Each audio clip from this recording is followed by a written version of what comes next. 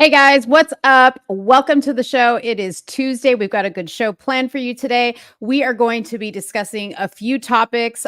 First and foremost, we're going to be doing a live reaction to the Kamala Harris town hall on Univision. If you don't know what Univision is, that is the Spanish channel or the Latino channel where Harris stood in front of a group of Latinos who asked her questions and she answered them. So we're going to have a live reaction because you guys love when we do these live reactions. We're also going to talk about a very interesting developing story in regards to Tim Walz. Apparently, there is a channel on Twitter or an account on Twitter that has been dropping some very interesting information about some accusations that this person is in contact with, has made against Tim Walz in regards to some inappropriate sexual behavior he made. And this young person, or was young at the time, is a young man. So we will get into that story and everything we know about that. We're also going to be talking about the now very viral Kamala's blackmail agenda. If you haven't seen it, she has pandered to black men once again. If you wait long enough and withhold your vote, you might get a free pair of Nikes or Jordans out of it. We'll see. But we are going to break that down for you and give you our thoughts. And then last but not least, we are going to be talking about Van Miller, who is the man who was accused of an attempted third assassination on former President Trump at the Coachella Valley Trump rally a couple days ago. And we're also going to be having Carmen, who, if you guys don't follow her on Instagram, I think her account is Spicy Street Combos or Carmen Official. She's got two accounts, but either way, she's going to be coming on the show a little bit later because she actually has a connection to Ven, and she is going to tell us everything that she knows. She's had some conversations with him, and Ven himself has also spoken out and denied the allegations that he was trying to sneak in an attempt to harm former President Trump. So those are the topics we have for you today. You guys know the drill. Please make sure you grab a snack, hit up that bathroom, and we are going to be starting the show right now. I hope. You are now tuned into Somewhere in the Middle with Soonie and Mo. Hey, hey, hey, hey. Hey, hey, hey, hey. Hey, Don on the beat. Hey, I got so many ops. Everywhere I go, I got so many ops. so many ops. I know they plotting against me. I know it's hate, they wanna kill me, but please don't tempt me, cause I got so many glocks. Hey, ain't none of them empty. Jesus said they would hate me too. That's how I know it's envy. I got so many ops. I know they plotting against me. I know it's hate, they try to kill me, but please don't tempt me, cause I got so many. Man, I let you take the wheel and see what happens. First of all, how did I know you were going to come and do that? How did I know? Come and do what? It was like 2 seconds. 2 seconds. I didn't put the wrong intro up. I was stuffing my. Listen, I'm eating. Okay, it's a button, Soonie.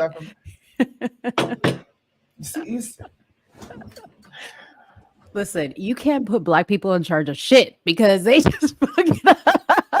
They just fuck it up. Have nice things. It's fine. What? Listen, I'm taking the intro back, people. Next week, be rest assured that I'm going to be in charge of starting that intro again. This is crazy that you're acting this way. Because I'll just tell you, behind the scenes, Soonie was like, "Hey, don't worry, I'll press the intro," and I'm thinking it's going to be hella smooth. I'm sitting there looking like a schmuck. Like a knucklehead for literally 2 seconds. I look like a knucklehead. I'm sitting there with a grin on my face. Why are you so dramatic? Oh my god, you're so dramatic.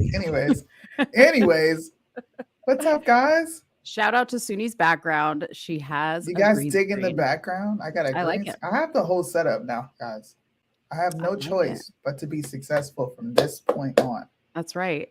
That's right. Did anybody give that to you is my question. Like, was that donated from like Kamala Harris's campaign? Did they hand it over to you? What's the deal? How did you afford that? Let's just get into that right now. Well, my mother, who makes 6 figures, she's a school counselor Yeah. decided to give me a birthday gift. Oh, that's nice. Purchased this lovely thing behind me. You can't see it, but there's like this big old green sheet behind me in a room full of boxes. Yeah. I've seen it. No, I've seen it. We were testing it last time. This is the first time seeing this background, so it's cool. I like this background. Because yesterday it was a different background, but this one's cool. I like it. Yeah, I'm in a nice office. I got the neon lights loft. behind me. Yeah, a loft. Yeah. No one knows where I am, and it's a nice. Does anybody else love days like this, or is that just me? Is that like the emo side of me? The emo side of me. I have a very emo side to me. Just fun fact for people who don't know. I do. To me, that's weather to get creative in. No, you know what I mean? Weather to like sit back and chill and ponder on life. Yeah. That's true. Well, I'm glad you got your green screen. Look out, because I just might get one too, and then you never know what's going to show up in my background. I'm scared. Truth be told, Soonie would have to make it for me because I don't know how to do it. David being there frustrated. I quit. I know. I quit. Hey, shout out to my camera because it's fixed, you guys. It is fixed. You guys notice? Yes. I'm not dragging anymore. I'm in real time. I bet you guys are happy. Anyway, shout out to all the people that are watching. Let us know where you're watching from. I see that we have a few people on here. If you guys are new to here or you're from TikTok, which I know we are live on TikTok. Oh, we're live on TikTok. Okay, well, if anybody's over on the YouTube from TikTok, if you guys want to comment, you got to come over to the YouTube so that everybody can see it. But welcome to everybody from TikTok. I'm excited. This is the second full show that we've done on TikTok. Yeah. And you guys don't understand how much a desk like makes your show so much smoother. Just a desk. Yeah. And lighting. Right? Like I'm telling you, like just to have like a professional setting changes it for you because it like gets your creative juices flowing. You feel like you got to rise to the occasion. Yeah. Yeah. I didn't rise before, but I have more incentive. Okay. That's all I'm saying. She was rising, but I like seeing Soonie in bright lights. Like we can see her in full form instead of like shady. She's got like her hat on. We can't see her. It's like dark. You know, she's like a creature of the night. Is that what I look like in Japan? Just kind of like in the shadows a bit? Yeah, you were like in the shadows of Japan, just like shady. Well, you know what? I've been told lots of times you are much prettier in person. So maybe these lights will accentuate what I actually look like. Do I look any different, guys? Can you see my pores? Get close. Get close. Can you see? I'm not going to get that close because y'all can see my pores and I'm not trying to. Y'all already beat up on me enough with my forehead being too big. Oh, man. Marlandon goes in on you. Yeah. It's not Marlandon that talks about me. There's another guy on here that always talks about your forehead. Yeah. He says weird stuff about me too, though. Don't single yourself out. Yeah, he does. I love him, but I love everybody who watches us. Anyways, we got a lot to talk about. Yeah. Before we do get into it, are we still doing a live reaction to the Trump town hall tomorrow? I would love to. I'm going to see if it's actually live or if it's going to be pre-recorded and released. And then if it is, then we'll do it live. Okay. Well, let's start since this whole, so leading up to the election, which is coming up soon, you guys, we have like 3 weeks or less. I know early voting here starts October 21st. I'm going to be there on October 21st. But we are committed to doing shows that are going to educate you guys whichever way. So if you are a Harris Wall supporter or you're a Trump supporter that watches us, we welcome everybody, and we want to do shows that are geared towards educating you and maybe fact checking a little bit more, debunking some, theories that are going around, like, what's the tax plan? What is so-and-so's position on this and what's true and what isn't?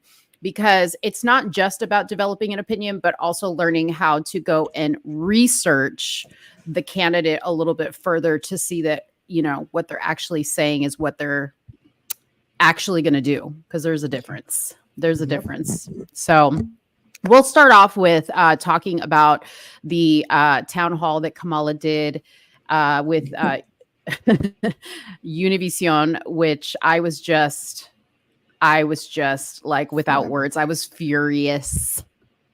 You were furious. Really? Well, and I'm gonna comment. What did you say, Soonie? That I had to bring out my, what'd you say? What? You said my identity politics or something like that. Oh yeah, I said you should capitalize, because you really don't hear from like your community like that unless you likes it. That's really the only representation right for Latinos, right? So I said use that, make your voice heard, and let people know what you think. Because I'm gonna be honest, man, I couldn't get through it all. I've watched so many full episodes of Kamala that I just couldn't do it anymore. I couldn't. It's like Trump, right? Like it's the same thing when you watch Trump stuff. Like it's regurgitated. You know, there might be different things that happen at the events, different people or whatever, but what the candidate is saying is a constant, you know, regurgitated. Like Kamala's thing is middle class family. We've heard her say that 20 million times. We've heard her say, you know, my job as a prosecutor, my time as a prosecutor. Trump's favorite line is to say, "We are a nation in decline." You know, that and well, I mean, that comes from, if you know, I only know that because when I was, you know, going to political events, you know, a couple years back, they had this promo that was running while you were like waiting for candidates to come out and speak, and that was the big line in the promo. "We are a nation in decline," and it was like Trump coming out of the plane, and it was raining, and it was black and white. It was a whole mood. But yeah, like I love that, like when we talk about Black issues, which we are going to talk about that, you know, Soonie can better speak to that because she knows Black folks. Okay. She knows what Black folks want to know, what they want to hear, how they need to be pandered to. Okay. Right. Because like you said, all politicians pander. And it's the same thing with Latinos. I know what works and what doesn't work with Latinos. And there was something that there was a lot of things that I heard in this that I was just like, these people aren't buying this, are they? Yeah. She pulled out the accent and everything. There was like a slight. Did you notice that? It was like ever so slight. Always. She said, dang, I forgot how she said it. Is this the clip? Well, okay, so this is the opening clip, and I wanted to play this because there's something that she says in here that I need to address before we go into the questions. And then I have about 3 timestamps of people asking questions that we can react to, and then you guys can watch the rest of it on your own. Okay. Guys, this is the Mo show. Okay. This right here is the Mo show. We never get to hear Mo have like these Latino moments, right? I'm about to have a hella introduction. Listen, it's the Mo show. If you're watching on TikTok, share this with all your Latino friends. We'll give you some time here. So we'll give you some time. Let's go. Yeah, we'll give you some time because we know Latinos are late for everything. So I'm sure they're not here yet. Okay, I'm sure y'all are not here yet, but we'll give you some time to file in. In the meantime, I don't know exactly where this is at, if this is in Florida. I'm assuming it is in Florida because I think that's where Univision is like headquartered at. But like I said, this is her opening statement here, and there's a very small crowd of people. As usual, the same way it goes with Trump events and town halls. You know, the people that speak and ask questions, they're clearly pre-screened. Okay, there's nobody at any one of these town halls that's just standing up and asking a random question. So you'll see that they're going to pop up like with a little fact sheet about each of these people as they speak. So let's go ahead and start off with her opening statement. Okay. Again, I thank everyone for taking the time to be here this evening and for this important conversation. And to Univision and Enrique, thank you. You mentioned the hurricanes. I'll start by speaking to all of the people who are living in the Southeast corridor who have been so devastated by Hurricane Helene, Milton, and I cannot stress enough the work that we have been doing around the clock to make sure that the federal resources are on the ground in partnership with state and local leaders to do the work of giving people the relief they need so immediately, plus a commitment to helping people in the long term. I do think that the crisis that we have just experienced and the ongoing effects of it because of these hurricanes are yet another example of the importance of having leadership at a moment of crisis who understands their role and responsibility.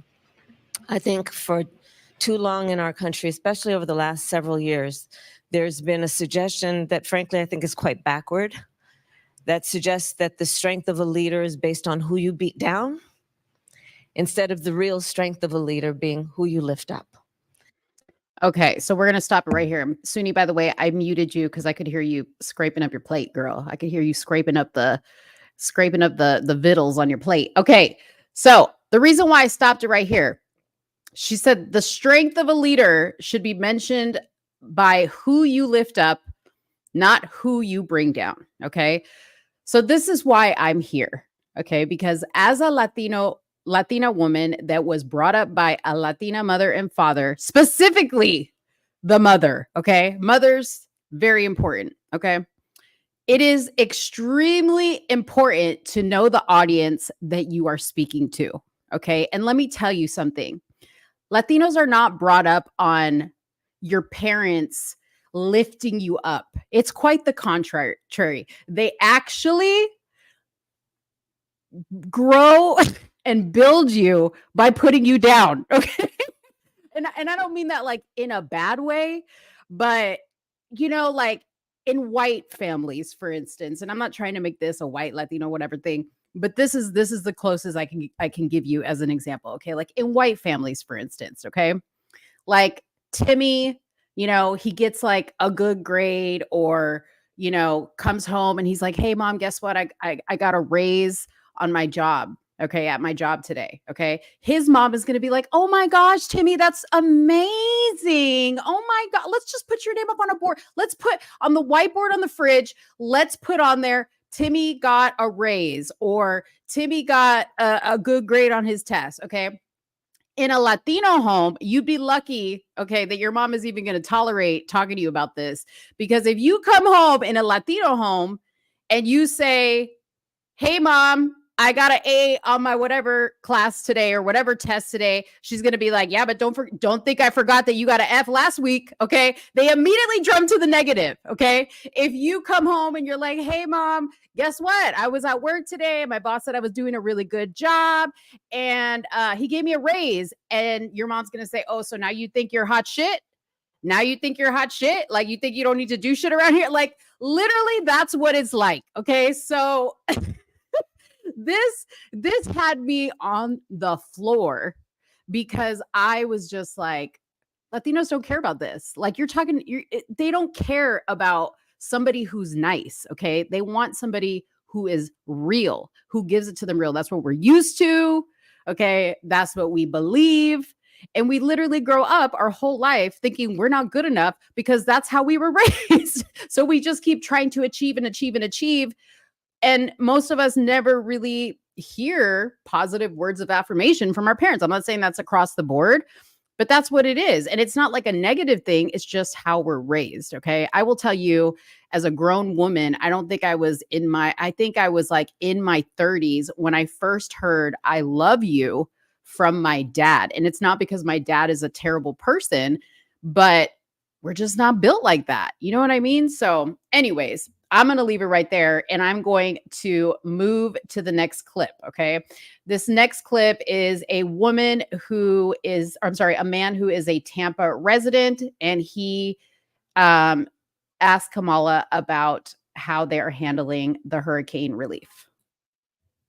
Ramiro González está en la construcción. Él vive en Tampa y tiene una pregunta para la señora. And he's got a question for Ms. Vice President. Buenas noches, señora. Good evening, Ms. Vice President.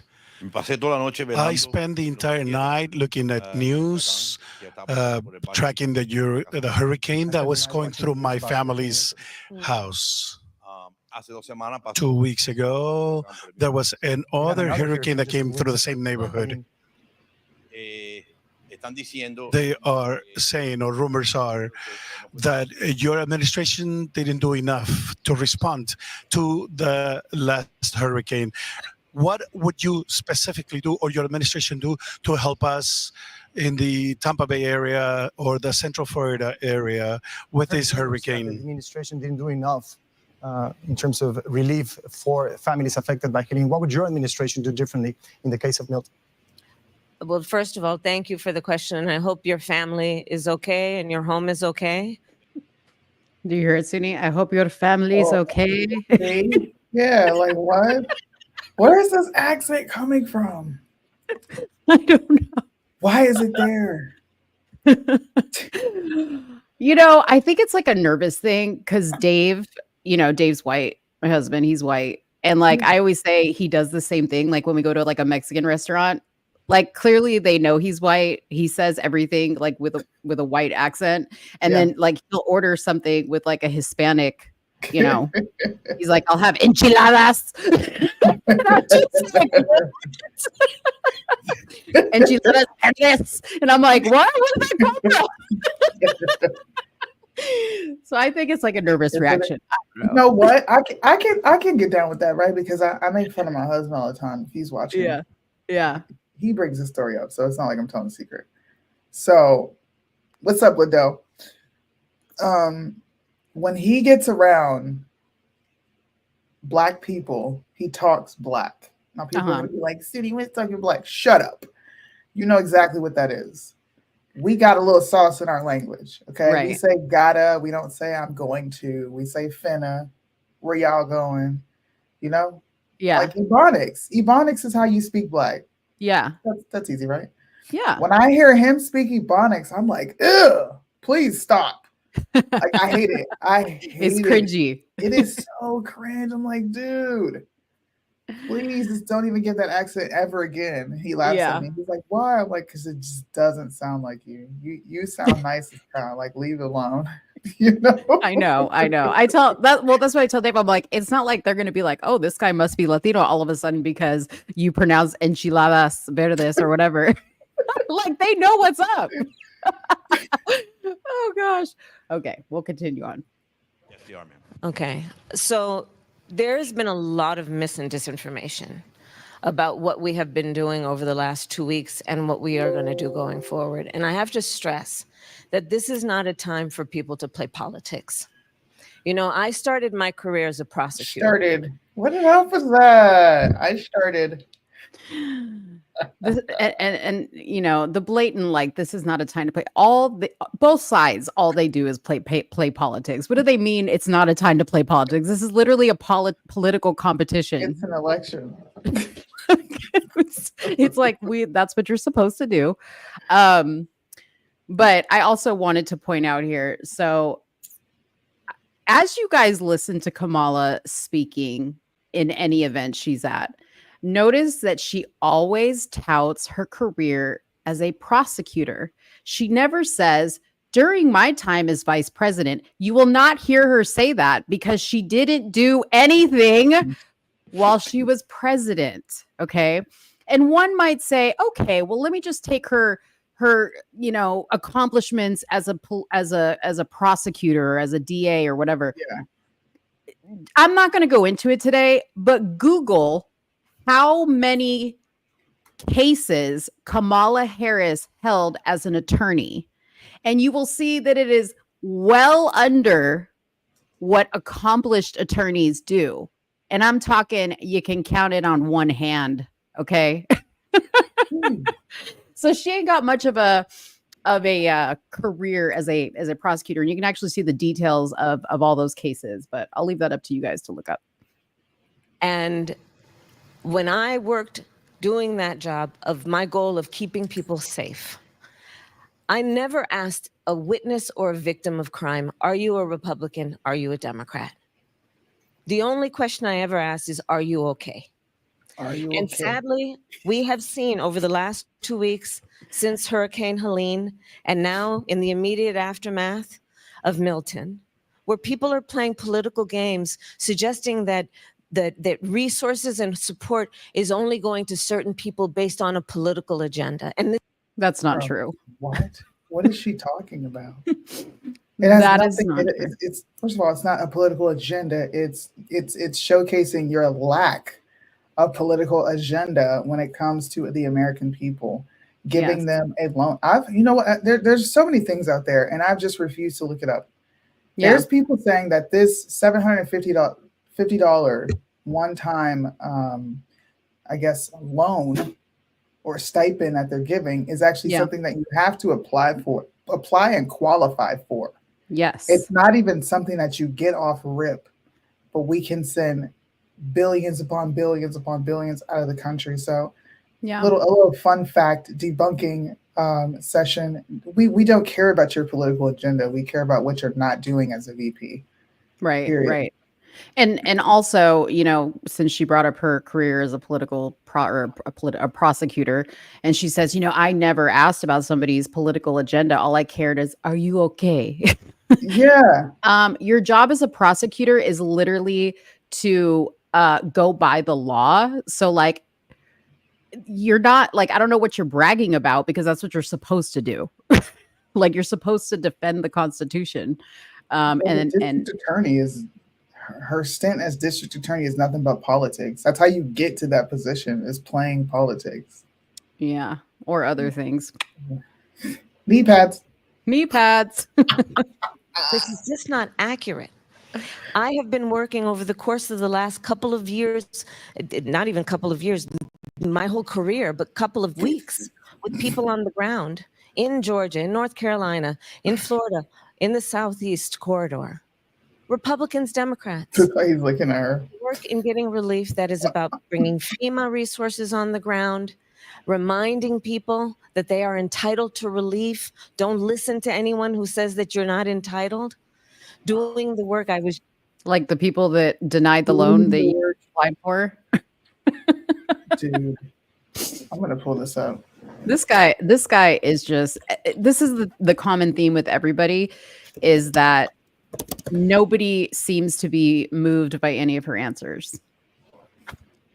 Just on a secure meeting today with the president, with the Secretary of Defense, with the chairman of the Joint Chiefs, with the head of the Coast Guard, with the general representing NORTHCOM, talking about how the federal, state, and local governments are working together for the benefit of the people on the ground.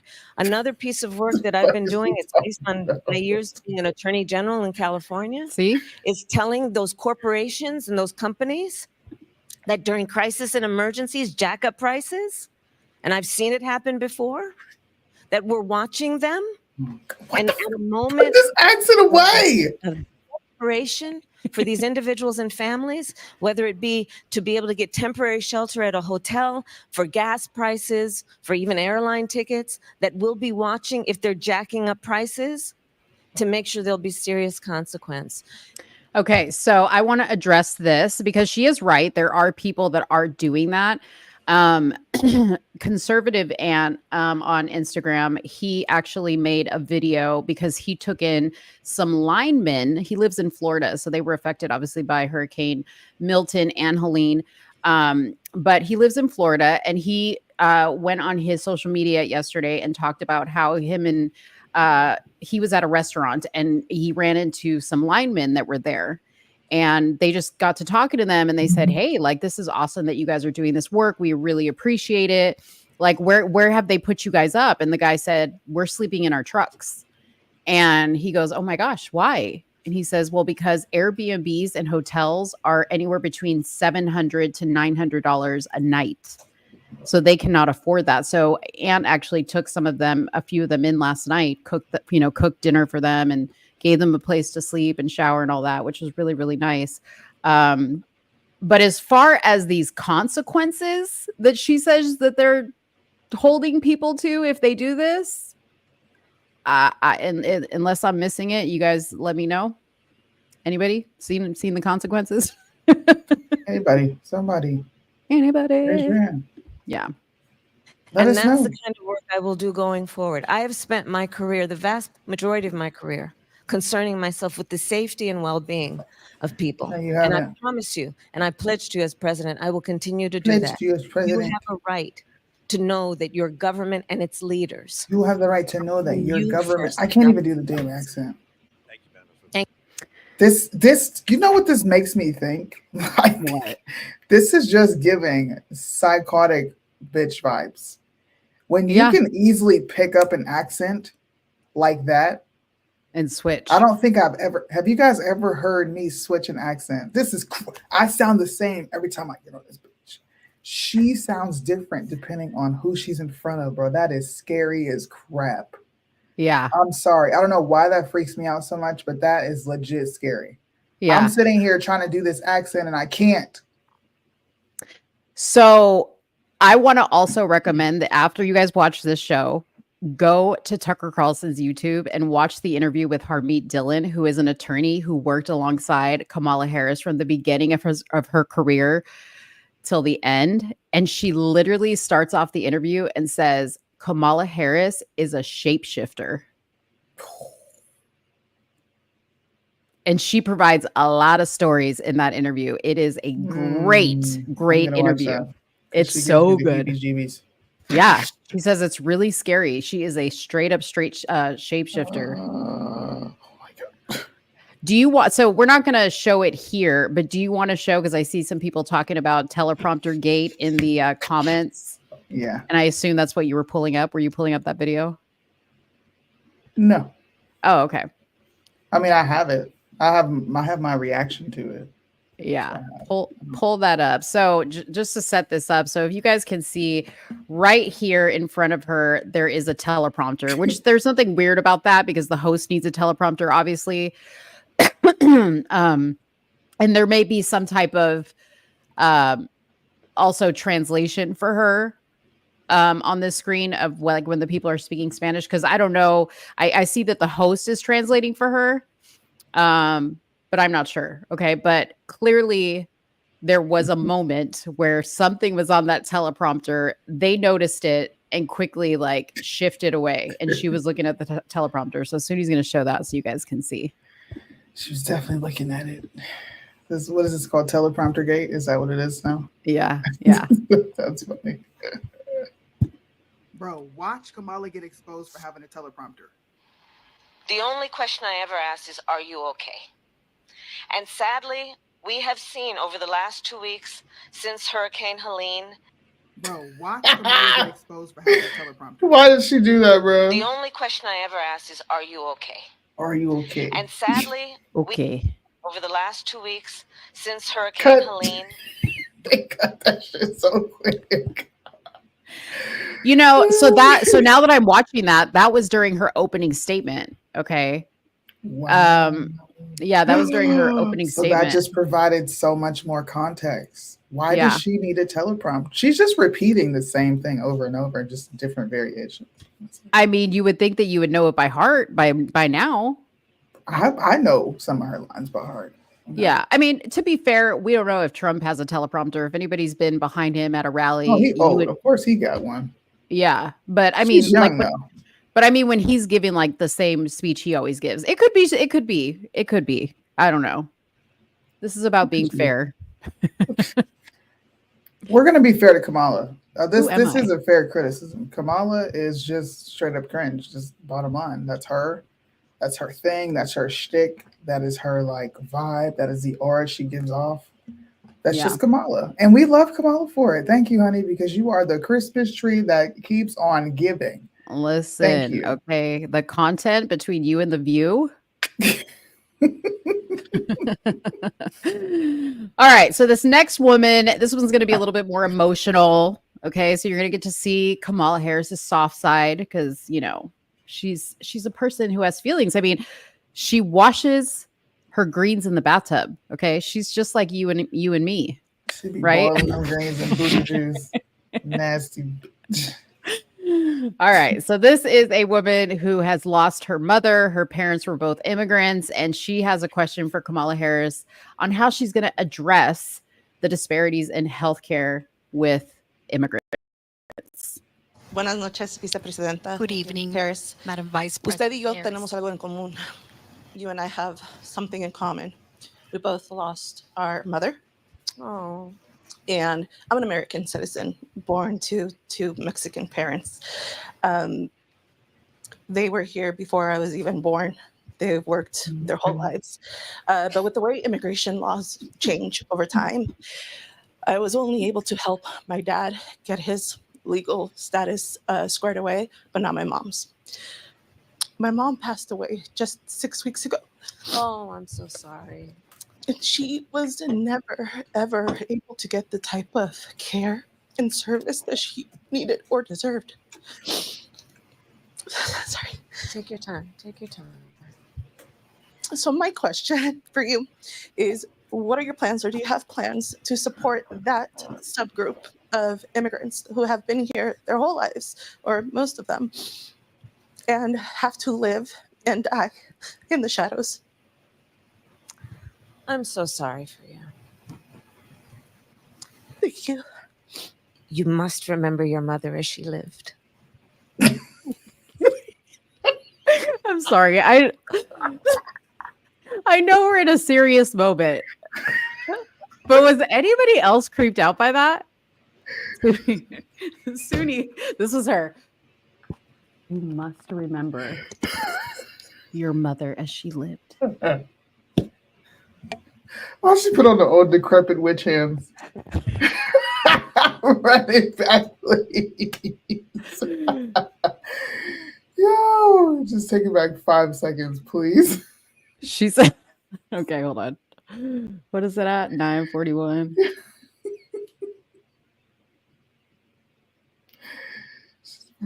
Yo, Kamala Harris is cringy as crap. All right, here we go, you guys. You must remember your mother as she lived. I have enough of a feeling about your strength that it probably comes from her to know she would want you to remember her as she lived and not as she died, okay? Mm-hmm. So let's take it once. So. Wait, and did you hear her say she was like, I know enough about your mother or something? I'm like, you don't even know her mom. Yo, what if her mom was like the scum of the earth and she's just there because she couldn't get out what she needed to get out, and now she's just like, dude, I was working so hard to take care of my mom. You know, my mom is a piece of shit, bro. Kamala is fake as crap. Because once again, people, it doesn't matter how shitty your parents treat you. As Latinos, we are bound by God, okay, to take care of our parents until the grave. Your mother, by God, your mother can beat you every day of your life. Okay, you need to honor your parents. So we don't know. We don't know what her relationship was with her mom, but Kamala seems to know her mother was a great woman, and she needs to remember that memory. Okay, step at a time. Mm-hmm. Your parents were here for years, it sounds like, and your father was able to earn his pathway to citizenship, but your mother was not. And I'm going to assume it's because part of the problem is that we do have a broken immigration system, including it being the case that even though when we were elected in 2020, and the first bill we offered Congress, before we did the bipartisan infrastructure bill, before we did the work on gun safety, before we did the work on investing in chips and science, the first bill we offered within hours of taking the oath was a bill to fix the immigration system, including creating a comprehensive earned pathway to citizenship for hardworking people. And it was not taken up. And now we look at a situation where people are suffering.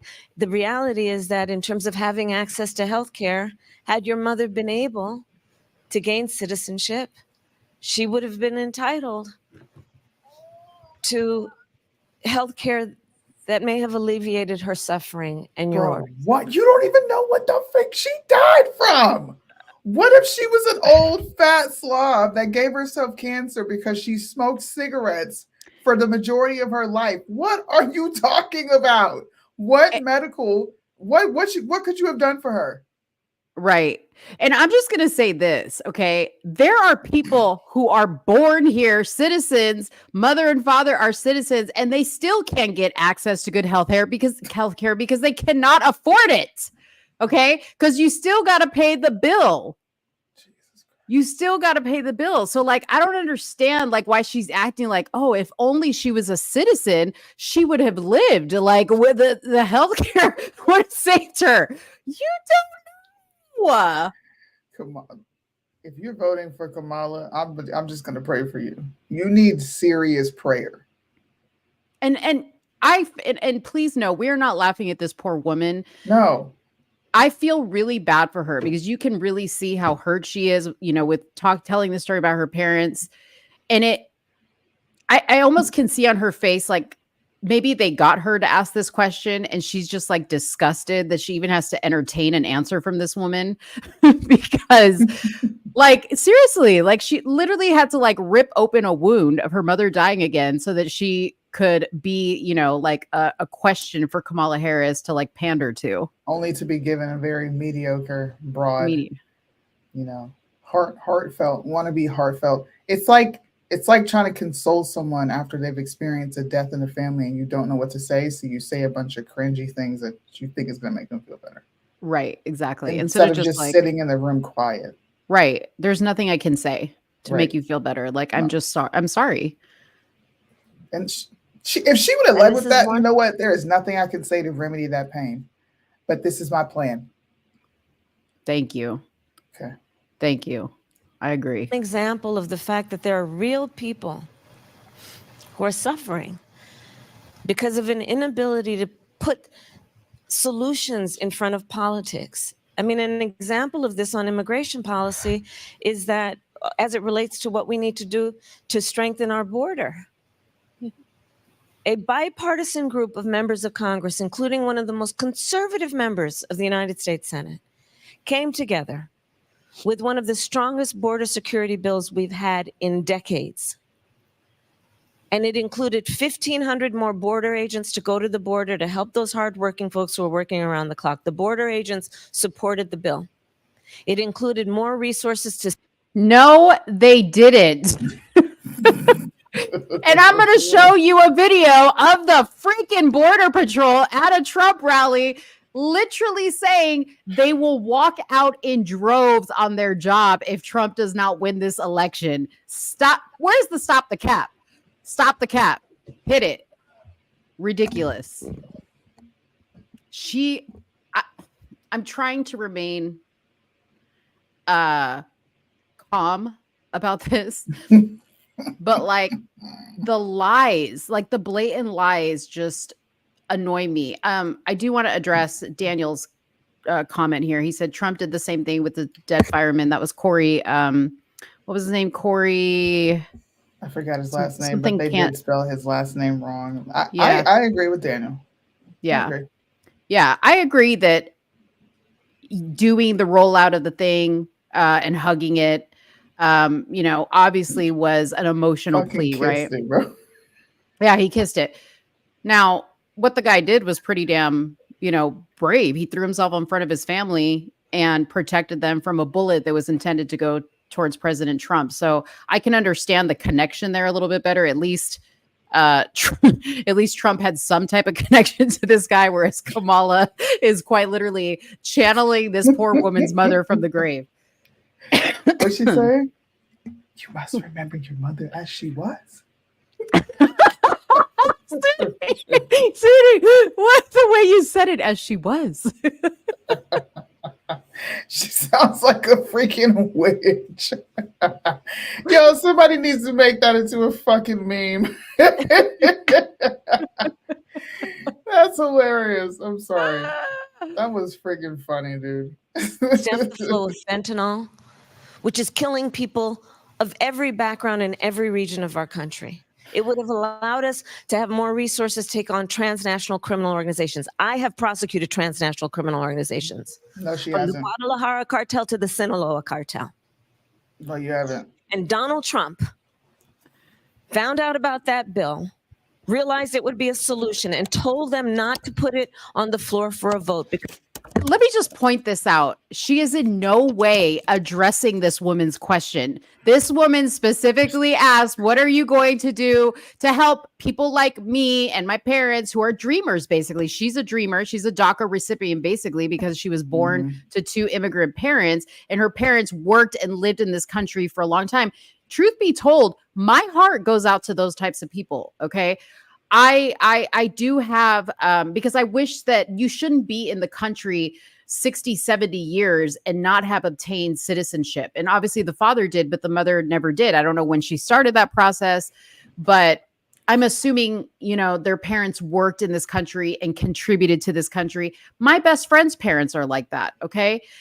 It breaks my heart, those types of stories, but she's not answering this woman's question.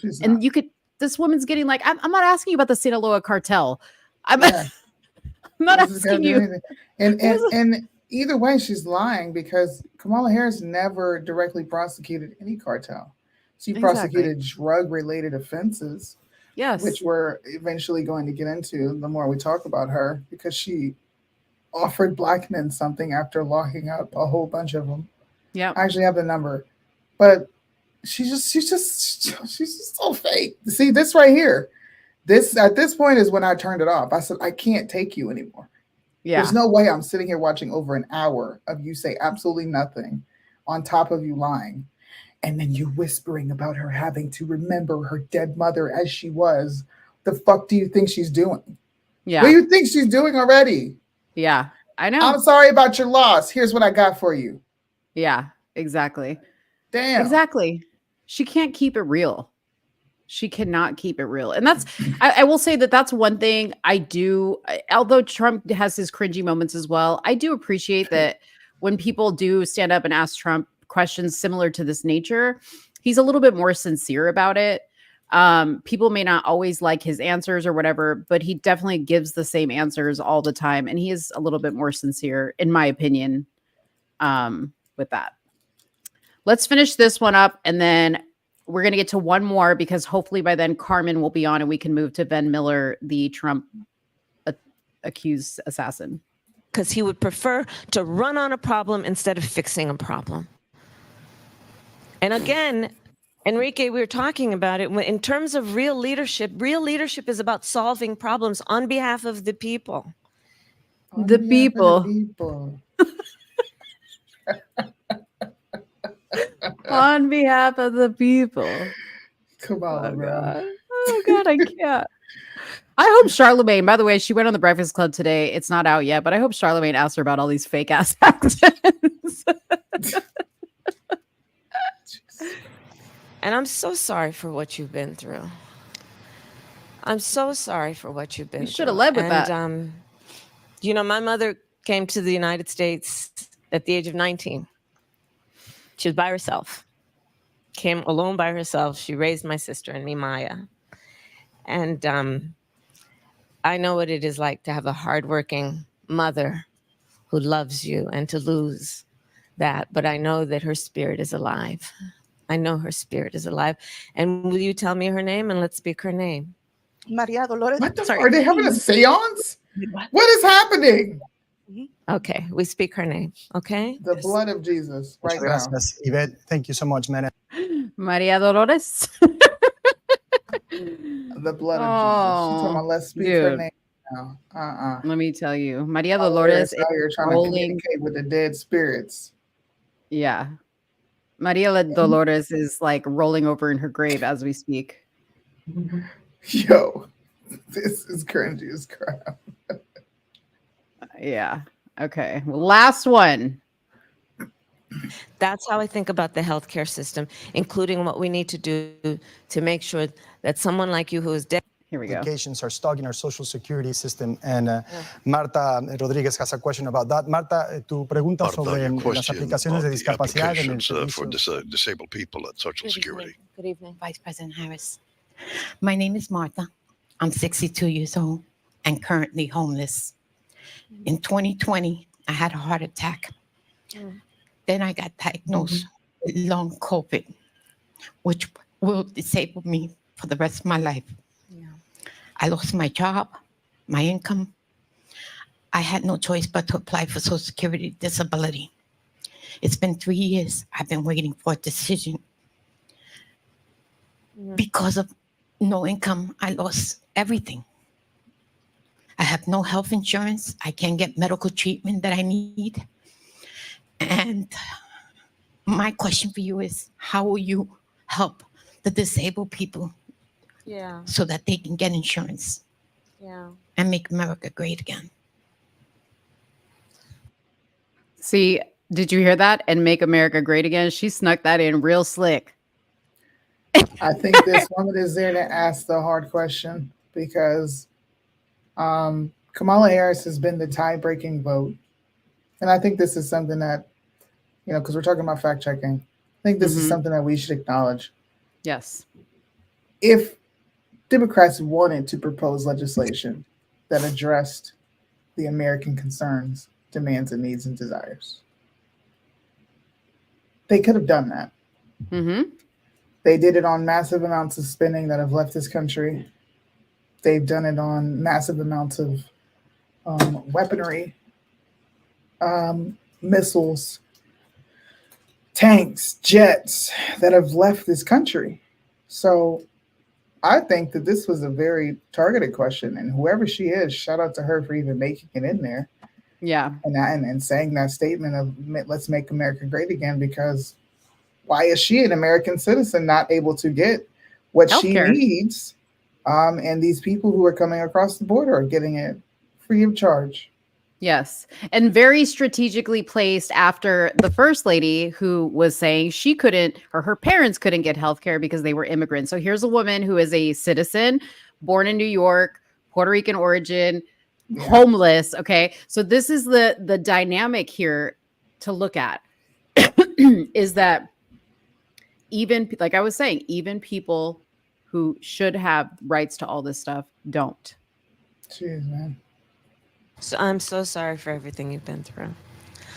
Your point about long COVID, finally, it was actually part of pushing to make sure that long COVID is now recognized under the Americans with Disabilities Act. So it is now recognized as being a disability for the purposes of allowing you and people who have long COVID to be eligible for disability benefits. And that's a very big point.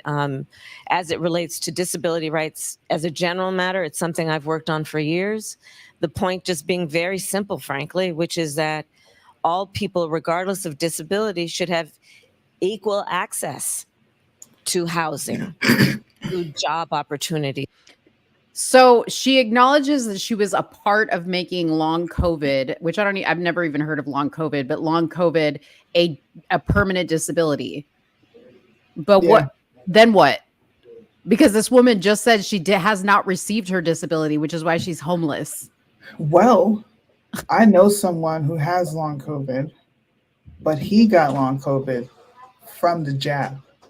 He got long COVID because of the jab injury, and this is just permanent sickness.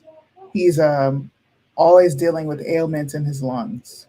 It's never gone away since he's had COVID. And I'm sorry, because I know we're on YouTube, and got the jibby jab. I'll leave it at that. So it's basically you're forever plagued with COVID-like symptoms. Yes. Gotcha. Okay. To education and again to dignity. And there's still a lot of work that we have to do in that regard. What we have to do in terms of also making sure that somebody who experiences an acute illness does not lose everything is still work we have to do. Part of the work that I've been doing and intend to do as president includes, for example, dealing with the issue of medical debt. So this is a big issue, which is people through no fault of their own experience a serious illness, and then they acquire all these bills and debt. Right now, the system is that medical debt can be used against your credit score. Your credit score, everybody knows their credit score. It's like kind of like, you know your weight, you know your credit score, right? So your credit score, as we know, will determine your eligibility for everything from a small business loan to whether you qualify for a lease on an apartment. The unfairness of it, and this is what I intend to change, is that medical debt is not a measure of how responsible you are with money. It's about the fact that you experienced an emergency for which you did not plan because you did not invite it. And then it worked. I didn't understand that. Shouldn't it be a reality?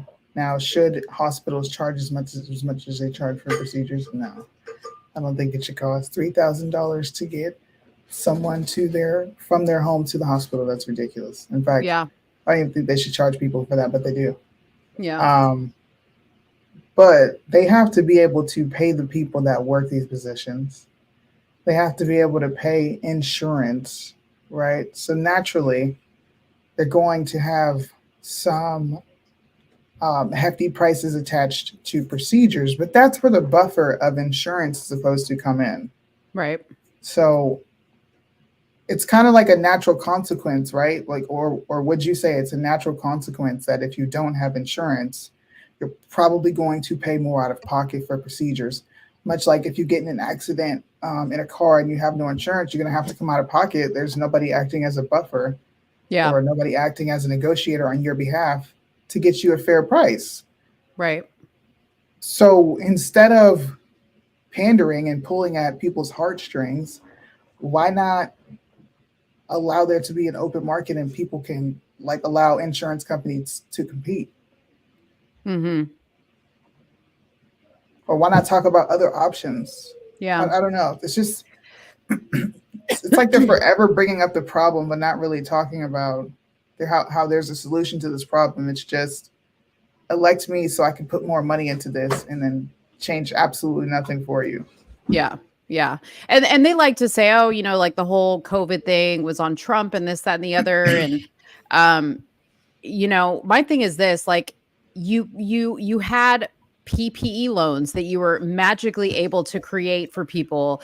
You were able to give out thousands of dollars, like I think in 3 or 4 separate instances immediately, right? To provide people with relief. Right. Why couldn't you sign some executive order that would give immediate relief to people with things like long COVID to be able to speed up the process for their Social Security or their disability benefits? So like she sits there and acts like she hasn't been at the helm of the control desk along with Biden this entire time. And she says, well, this is something I've been working on and I continue to work on. Like, how freaking long is it going to take? It's been 4 years.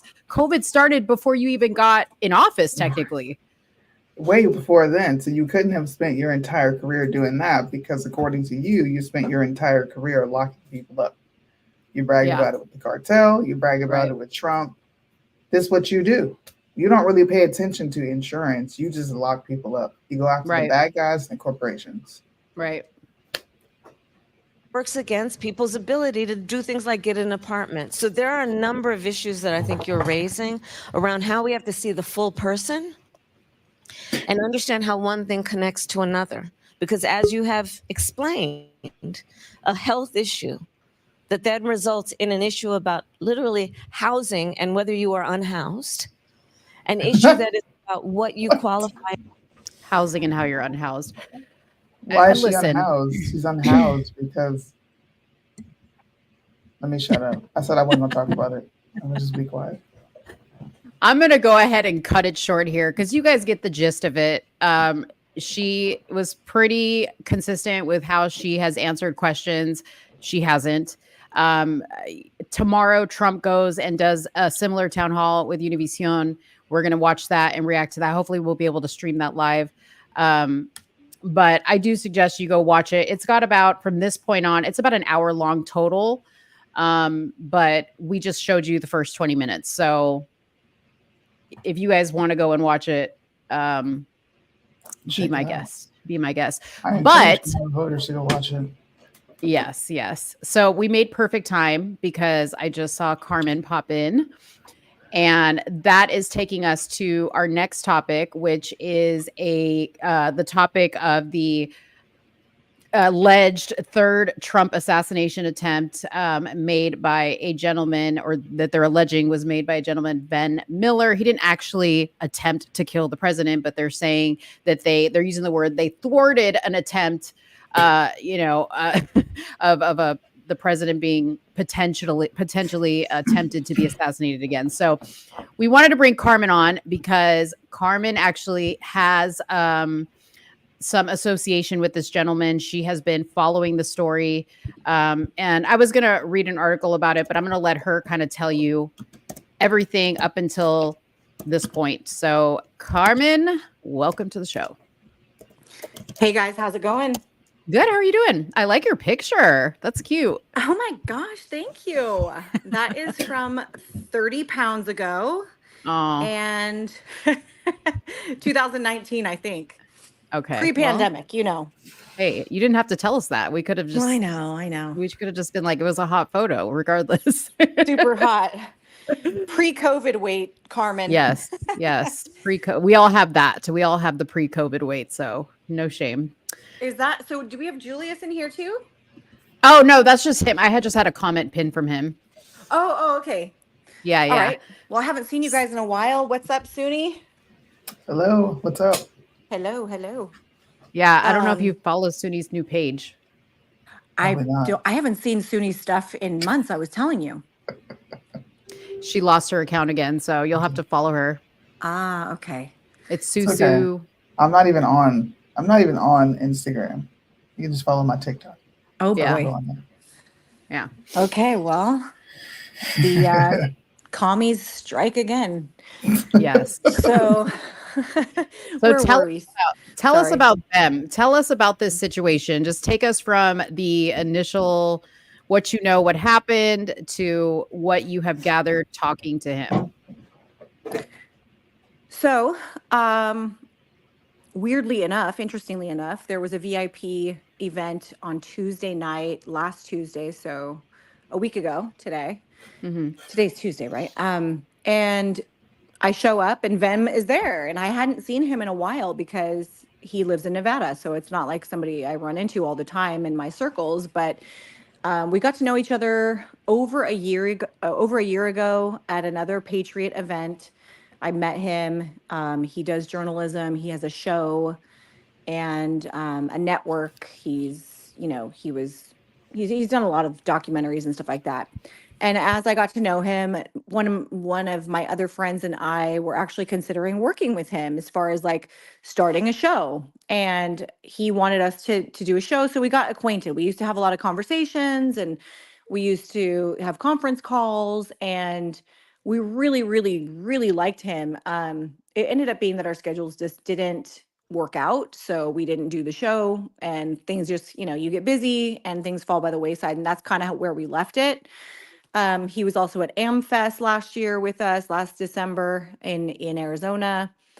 We ran into him again, and then lo and behold, there he is at the James O'Keefe documentary screening. So there was like a VIP premiere of his new movie, Line in the Sand, which, by the way, was fabulous. It was interesting. I'll tell you about that another time. But so anyway, it was 500 people that were all invited as James's special guests.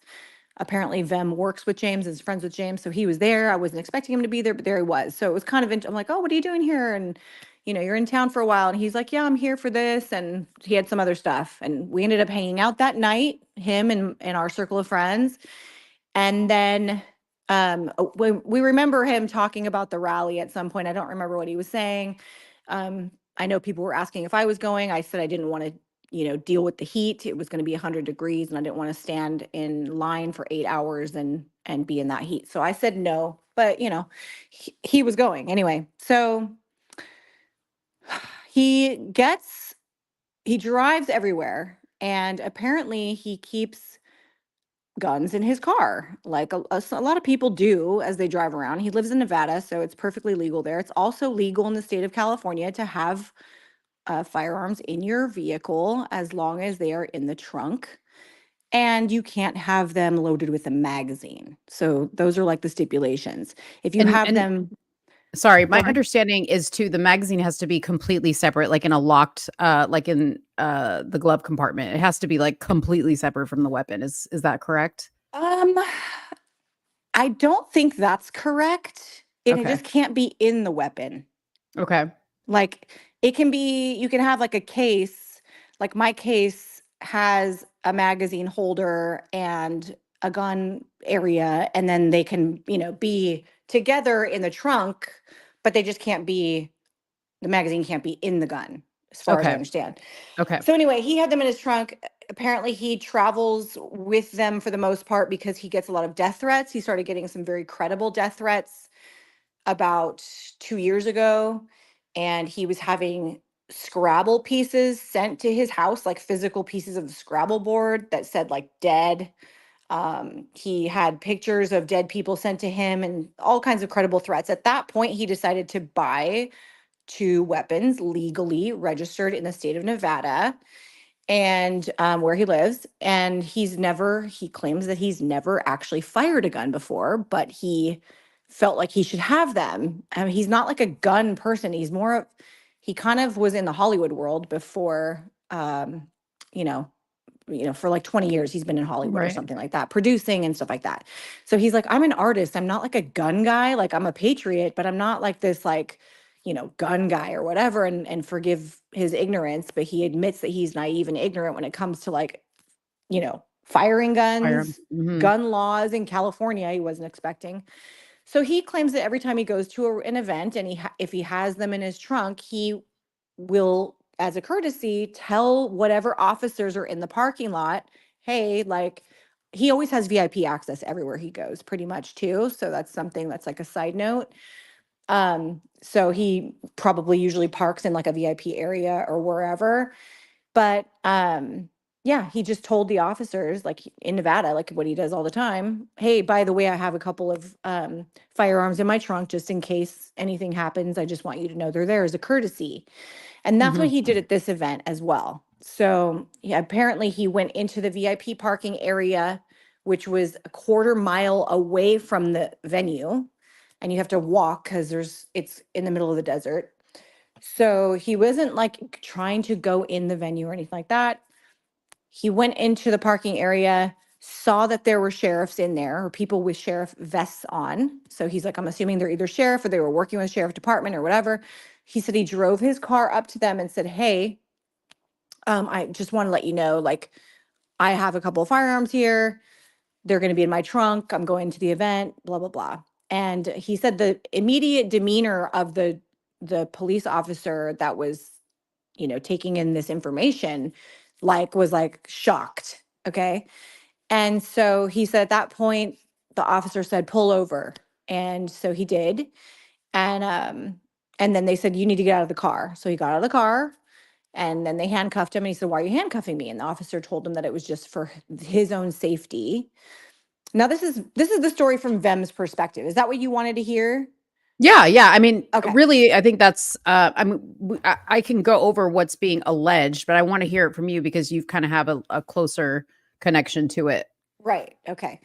So he said that the officer then handcuffed him. He asked why he was being handcuffed. He said it's just for my protection as a precautionary. He's like, okay, fine. And then I guess the police officer said, we want to just check the serial numbers of your weapons to make sure they're not stolen or anything's wrong with them or anything. And he was like, okay, whatever, yeah, they're right there. Like, there's where they are. He told him exactly where they were. They then proceeded to put him in the back of a cop car in 100-degree desert heat without the car running and without the air conditioning on. Mhm. And they did that for an hour and a half. So he said it was about an hour and a half that he sat in the back of this hot car. He felt like he was like sweltering. He started having an anxiety attack. He couldn't believe it. He kept asking for his water. They wouldn't give him any. They wouldn't turn on the air. Finally, an hour and a half later, they did turn on the air. Meanwhile, they took this opportunity to not just take the guns and look at the serial numbers, but they ransacked his entire car, Mhm. front, back, the muffler, everything. They looked over the entire thing, and he had all of his journalism equipment, his like recording videos, all that stuff that he uses, computers. And he says it's about $250,000 worth of equipment plus intellectual property that he Mhm. had in the back of his trunk. And they went through everything. And he said they found nothing of interest. But they told him that he was going to be going to jail anyway, and he kept asking why, and they wouldn't really give him many answers. So, um, the other part of the story is like he claims that he has health problems, and he was not feeling well when he got there. Like it was already like low blood sugar, and he takes like supplements in his water. He's very natural, like with what he takes and stuff, but he had like supplements that he takes every day, and they were in his water. He's like, I really need my water, please. I feel like I'm gonna die, like basically. And they're like, no, you can't have your water. They're like, what if you put something in it, and then you know, and then you kill yourself or something like that. Like Yeah. basically they made a comment. And so he's like, I need my water. Like it has my supplements. I need to regulate my blood sugar. Like I'm feeling terrible. I've been in the back of this car for an hour and a half now in the sweltering heat. Like he said he started basically having a panic attack. Like he thought he was going to die. Mhm. They finally gave him some of their water. And I guess after a short period of time, they called over the Secret Service, and the cop was trying to tell the Secret Service what was going on. And he said that the Secret Service was not interested at all. He was like, okay, whatever, like, and type of thing. And he said he could tell by the Secret Service demeanor that they just were not interested at all. And the cop was trying to like sell this case to them, like, hey, you know. Meanwhile, also while he was in the car, he heard the cop. This is his testimony. He heard the cop call him a maggot and one of those dumb Trump people to a female officer.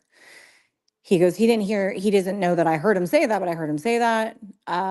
So clearly when I heard him say that, he's like, I automatically realized that this guy just wants to stick it to me and maybe punish a Trump supporter. He was obviously not a fan.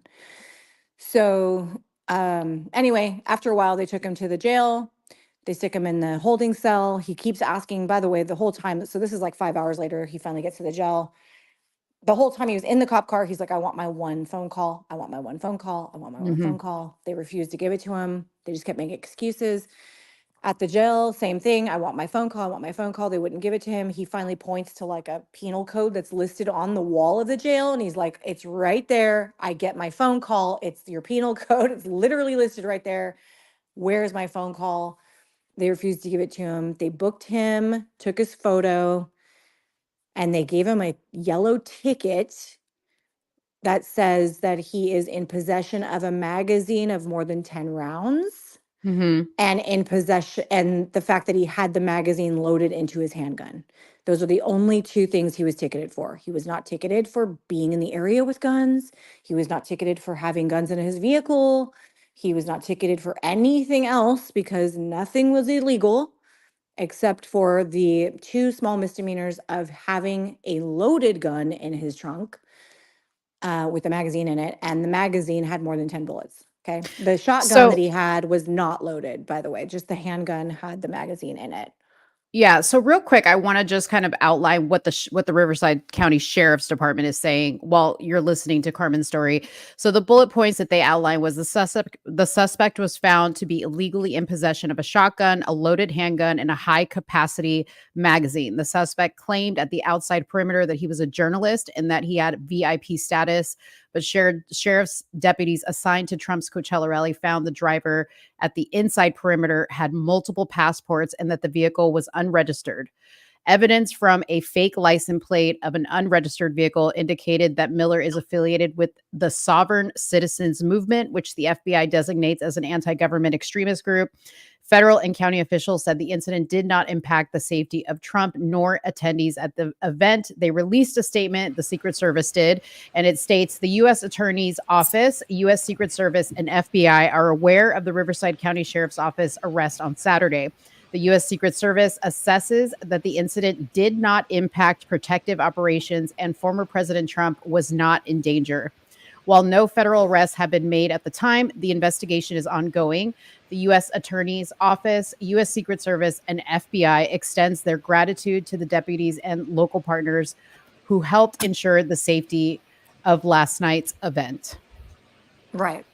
Okay. Yeah. So there were two perimeters, by the way, and this doesn't normally happen. So there's the perimeter of the actual event, like the grounds. Yeah. And then the Riverside sheriffs decided to take an extra precautionary measure, which I don't necessarily blame them, but they created a second perimeter around all the parking areas and all that stuff, and like way outside of the perimeter of the venue.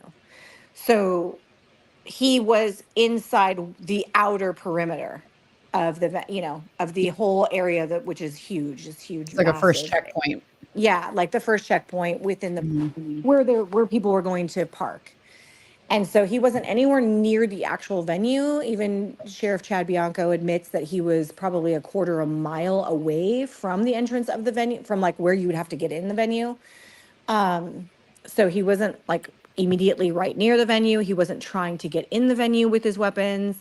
He was literally just parking, and he was going to have quite a walk to get to the venue from there. Mhm. So they didn't charge him with anything at all, but 2 small misdemeanors, no bail. He was immediately booked and released. There was no bail. Initially, they said he was released on $5,000 bail. They initially said that he had tons of ammunition in his car, that he had a fake license, all these fake IDs and all this stuff, right? Well, it turns out that, yes, he admits that his license plate is not like a standard commercial license plate, because he does believe there are certain people that believe in there's like a faction of people that believe in the law where you don't necessarily have to pay the state to drive around in your vehicle if you're not driving for commercial purposes. And a lot of people do this. It's not just sovereign citizens, but yes, that definitely falls into that category. He vehemently denies being a sovereign citizen, and the fact that they called him a sovereign citizen and a right-wing extremist anti-government person is a lie. He's always followed all the laws. He's he's a law-abiding citizen. He has 0 criminal history. He's a total patriot. So to call him like a far right anti-government extremist is actually completely false. He's actually a libertarian. He does not consider himself far right at all. He considers himself more of a libertarian, although he did run for office in the state of Nevada in 2022 under the Republican Party. What else? So he does admit that he did have like I don't know if you call it like a state national or whatever type of license plate that's not issued by the state. However, what's interesting to me is they didn't cite him for any of that. Right. He wasn't cited for not having a proper license plate. He wasn't cited for not having a registered vehicle. I think it's registered in Nevada. But don't quote me on that. But he wasn't cited for any of this. He wasn't cited for having illegal weapons, as they called them, because they weren't illegal weapons. Just the magazine was illegal, and the fact that the magazine was in one of the guns. Yeah, the way he had them stored. Yeah, the fact that the way he had the magazine stored was all he was cited for. And the magazine, the size of the magazine and where he had the magazine stored. Those are the only 2 citations that are listed on his ticket. He literally got a yellow ticket with a court date on it and was released. No bail, no money needed, nothing. Okay. So just knowing that part of the story, he wasn't cited for fake IDs or fake passports or anything of the sort, but they salaciously made that into a something burger, and it was a nothing burger. He has 2 passports because he's a dual citizen with Canada. He does have 2 names. I think he might even have a 3rd name because you can't pronounce he's Armenian. He's Christian Armenian. Yeah. Nobody can pronounce his name. So when he was running for office in 2022, his campaign person said, you should really change your name to just something people can like remember and pronounce. And so he's like, okay. And people being in Hollywood anyway, a lot of times people, as you know, they have a stage name, Yeah. Half the people in Hollywood, or maybe more than half, they don't use their real name. A lot of people do that. Yeah. So he's got multiple passports with multiple names because he's changed his name before. All of this is on the up and up and on record. There's nothing shady about that. But again, they took that and ran with it. They said he had like they basically made it sound like he had all these fake documents that he had a fake VIP pass, which was not true, that he had fake press credentials, which was not true. He has legit press credentials. He's been a part of the press for over 20 years. But he wasn't there for press. He was there as a VIP attendee, and he was invited by the GOP in the state of Nevada, and he was emailed a special pass from the GOP in the state of Nevada to go to this event. He also canvasses for Trump in the state of Nevada. He's on like some council there for the GOP. Like, he does a lot of work for our side. So what does he say? Like, why does he think this happened to him? Because like me and Soonie were like, how is this not all over I mean, it's a dumb question because we know how the media works, but there should be more people talking about this because this seems outrageous to me. But what does he think was the motive behind this? Did he say anything? He has stated publicly that he feels like the arresting officer had a vendetta, that he just kind of wanted to stick it to a Trump supporter based on what he was saying. And he said also the demeanor of him, he was very rude, he was condescending and stuff like that. He said his demeanor, and then him calling him a maggot and one of those dumb Trump people made him, believe that the officer was just had it out for him a little bit, Right. That area, it's a good thing to note that area, even though Riverside County and the Riverside County Sheriff happens to be more conservative, that area, Coachella Valley, is extremely liberal. That's like near Joshua Tree. It's like hippies and love, and it's near Palm Springs. It's very LGBTQ out there. That area is extremely liberal. I hear that they, the Trump people were trying to get a permit for like 100,000 people or whatever, and the mayor only wanted to give them 15,000. We know they have music festivals there all the time with hundreds of thousands of people, and they didn't want to give Trump that, right? So the mayor's super liberal. The police department, from people that I know out there, are extremely liberal. They call them libtards. The police are libtards. That's what they said. And yeah, I mean, I think even though, Sheriff Chad Bianco happens to be right-leaning and constitutional for the most part, that doesn't mean every single person in the entire county of Riverside is. Right. And especially in certain cities. You know? Yeah. So I think it was that. And it sounds like, because Sheriff Chad Bianco has already walked back some of his statements. Unfortunately, he went on record I don't know if you watched the press conference, the day after it happened. He went on record verbally and said that they thwarted an assassination attempt. Yeah. Okay. And that was Sheriff Chad Bianco's personal opinion. He said it was his personal opinion that they thwarted a third assassination attempt. Right. And it's just disheartening because I live in this area. I know Chad Bianco. I've met him. He speaks at events that we go to. I have his cell phone number. Like, he's a good constitutional sheriff. I do believe that for the most part. However, you can't go on record and call someone an assassin. Yeah. Okay? When you're not supposed to assume somebody's motive, you're not supposed to label them as something that they are not, especially when they walked out of your jail with a ticket. Okay? Yeah. They walk out of your jail with a ticket for 2 misdemeanors that carry like $100 fine. Okay? It's like ridiculous. And he wasn't cited for all the fake things you said he had, the car not being registered supposedly, the fake license plates, the fake passports, the fake driver's license, the fake names, all this fake identification. And then Chad also says that it was illegal. He said on an interview yesterday, it's illegal to drive with firearms in your car. Right. No, it's not, bro. No, Yeah. it's not. How Yeah. would people get them from the gun store to their house? Right. Like, Yeah. it's not illegal to do that. It's illegal to carry them in the main part of your car, and it's illegal to have a magazine loaded in your gun. Yeah. But it's not illegal to have guns in your car.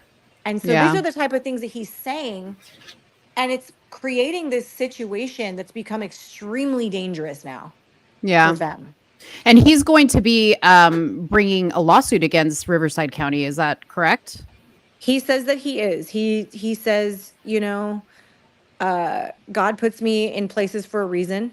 And he was very emotional. I don't know if you saw his 75-minute testimonial video. Yes, I did. Okay. And, you know, he said, I can kind of see the Christ in all of this. Like I've been doing he feels like he's been doing the Lord's work. He really has. And he feels like he's been doing really good work, and he never expected himself to be in the limelight. He's a behind the camera type of guy. He just never expected that. He never expected the reaction he got from the police department or from the police at this event. He just wasn't expecting any of it. And you can call him stupid, you can call him naive, you can call him ignorant of the retarded California laws here. But to call him an assassin is another thing. Yeah, those are strong words. Those are very strong words, especially when he already walked out of your jail with 2 minor misdemeanors on a citation. Right. No bond necessary. Secret Service made a statement. Secret Service made a statement. Secret Service went to the jail. They said, should we interview you? And he's like, sure, but I need to call my attorney. I haven't had my attorney on the phone yet. Yeah. And he goes, well, let's call my attorney, and I'll we'll kill 2 birds with 1 stone. I'll tell my attorney the story and you'll get to hear it at the same time. And the Secret Service were like, oh, we're good. And they left. Yeah. Oh, man. Well, Soonie, do you have any questions for Carmen?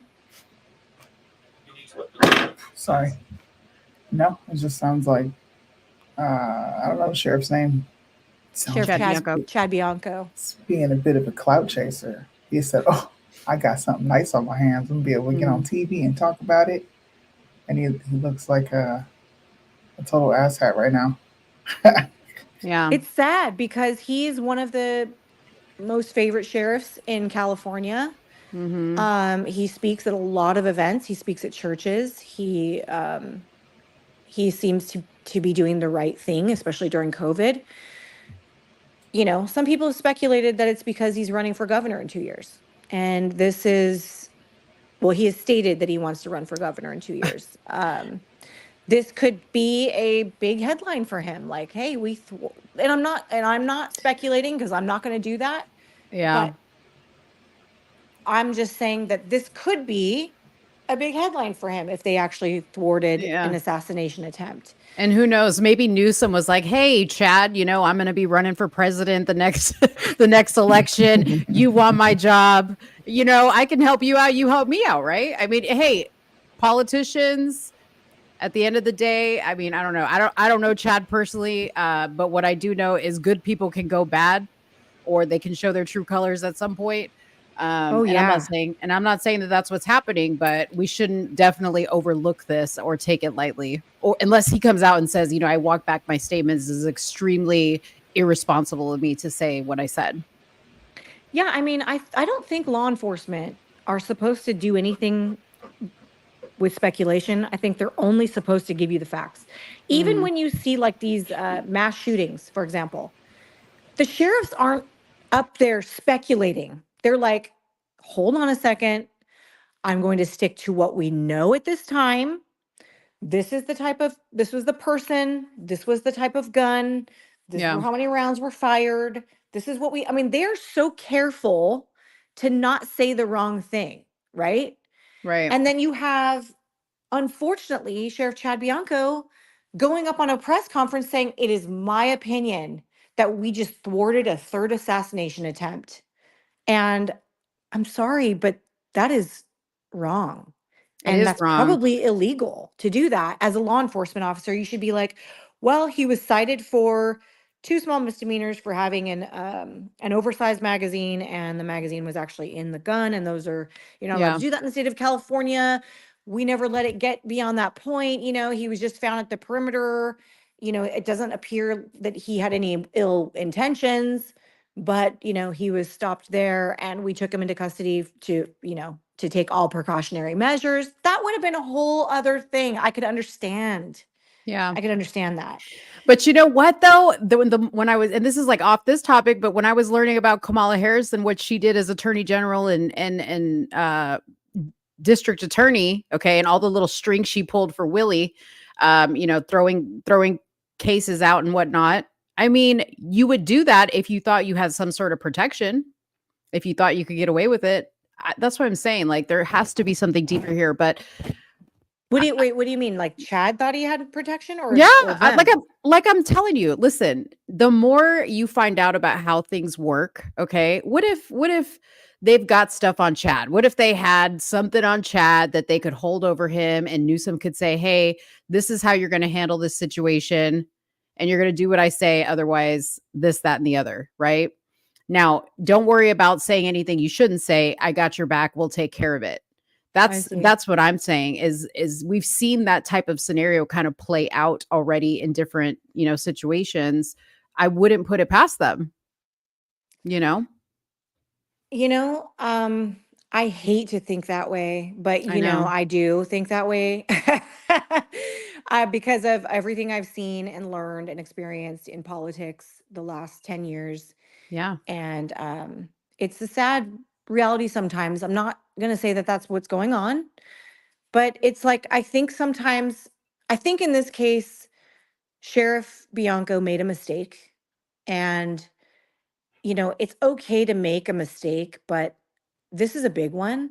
Yeah. And you're making a mistake at the expense of somebody's life, potentially. Mm-hmm. And you're making a mistake at the expense of somebody's livelihood, their reputation, their family. I mean, okay, so yesterday, Vem had 12 police banging on his parents' door in Nevada. Oh, wow. They came for a quote unquote wellness check. I don't know when the last time you've ever heard of a wellness check that had 12 police. Right. But usually they show up with a social worker and one police officer. That's wild. Right? Okay. That's wild. So his parents, his dad's like 85 years old or something like that. His dad's not in good health. Really freaked out the parents. I guess the parents called a friend of theirs who lives in Nevada as well. This was Las Vegas Police Department, by the way. And the friend helped them through this, like, hey, they wanted to come in. And he's like, hold on a second. So then the friend was on the phone saying, you do not have to let them in your house. Ask them for a warrant. Well, they didn't have a warrant. So then they were saying that they were going to produce a warrant. And he's like, well, then you can produce a warrant and come back. And then they threatened the friend that was on the speakerphone. They threatened him that they were going to arrest him if he didn't stop interfering with official police business, because he was advising the parents that, hey, you don't have to let them in. They have to have, they have to have a warrant. It has to be signed by a judge. It can't just be willy-nilly. Like, he was explaining like the law to them because they were terrified. Yeah. And, you're going to go to somebody's parents' house and basically intimidate them. And what were they doing there with 12 officers? That's crazy. That is crazy. So, I mean, I guess time will tell. We'll see where this goes. I'm still in awe that this type of stuff can happen, even though, like we just talked about it, we know it happens all the time. I think it's just weird every time it does. And it freaks me out because I'm just like, to what lengths will they continue to go? Yeah. That's what really just makes me pause and just think, like, how far are they going to take this?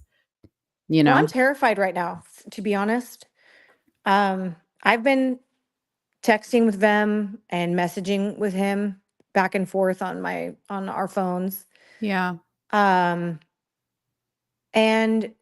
he knows what happens to people in these situations. He knows, I mean, he's already publicly stated that he is going to go after the people that have vilified him and crucified his character. This is a Kyle Rittenhouse. This is a Nick Sandman. Mm-hmm. This is another one of those moments. Sadly, hopefully it won't get as insane as those two incidents, but he's not a stranger to what happens to people who expose darkness or who expose people that don't want to be exposed. And I'm not pointing the finger at Chad Bianco or anything in this scenario, but I'm saying, like, to go after either the sheriff's department or the sheriff or the specific department out in Coachella Valley that handled this to go after one or all three of those entities, or just the state of California, or whoever ends up with the lawsuit. That's a big deal. Yeah. And the conundrum also is this.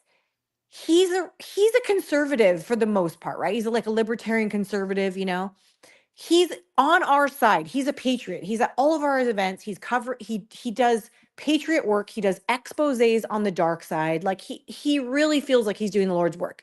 Do you think he wants to sue other patriots and the police? He's actually backs the blue all the time. He has no problem with government. He wants limited government. He has no problem with there being government. He backs the blue. Do you think he wants to sue them? He doesn't. That would be the last people that he would ever want to sue or expose or get into a battle with. Yeah. And that's his conundrum too. It's like this crazy, like, crap, you know, like this just happened. Now my character is literally assassinated everywhere. I'm a documentary filmmaker. I have a reputation. I'm a good person. I don't have a record. Like, these were not my intentions. And now this is everywhere. And it's like, now he has no choice but to correct the record in this way. And that's going to be hard for him. And not only that, but you know, then it puts even more of a bad taste in the Patriots' mouths about him. If he tries to correct the record with a lawsuit, guess what happens? Patriots are going to hate him even more. And then, you know, whoever backs this sheriff is going to hate him for doing that. And then whoever backs him for wanting to correct the record, you know, it's going to be like this patriot battle in California now. Like those who back Sheriff Bianco and those who believe that the record needs to be corrected.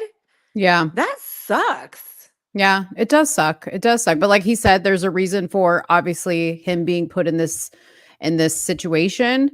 You know, hopefully this works out in his favor. I'm sure that they will settle with whatever, you know, typically police departments settle with whether right or wrong. Sootie's got a drop, so she's going to go. But I'll continue with you. But, you know, they usually settle out for these things. I doubt this is something that will go to trial. I don't know. But, you know, there's got to be a bigger purpose here. And like you said, he's a filmmaker. Like, what an incredible film after all this is said and done he could make about this, right? And really expose some things. It's ironic, right? It's very ironic. Yeah, unless they put a stipulation in the settlement that you will not discuss this. I don't, you know, see, that's the thing. It's like, I don't think he would settle. Yeah.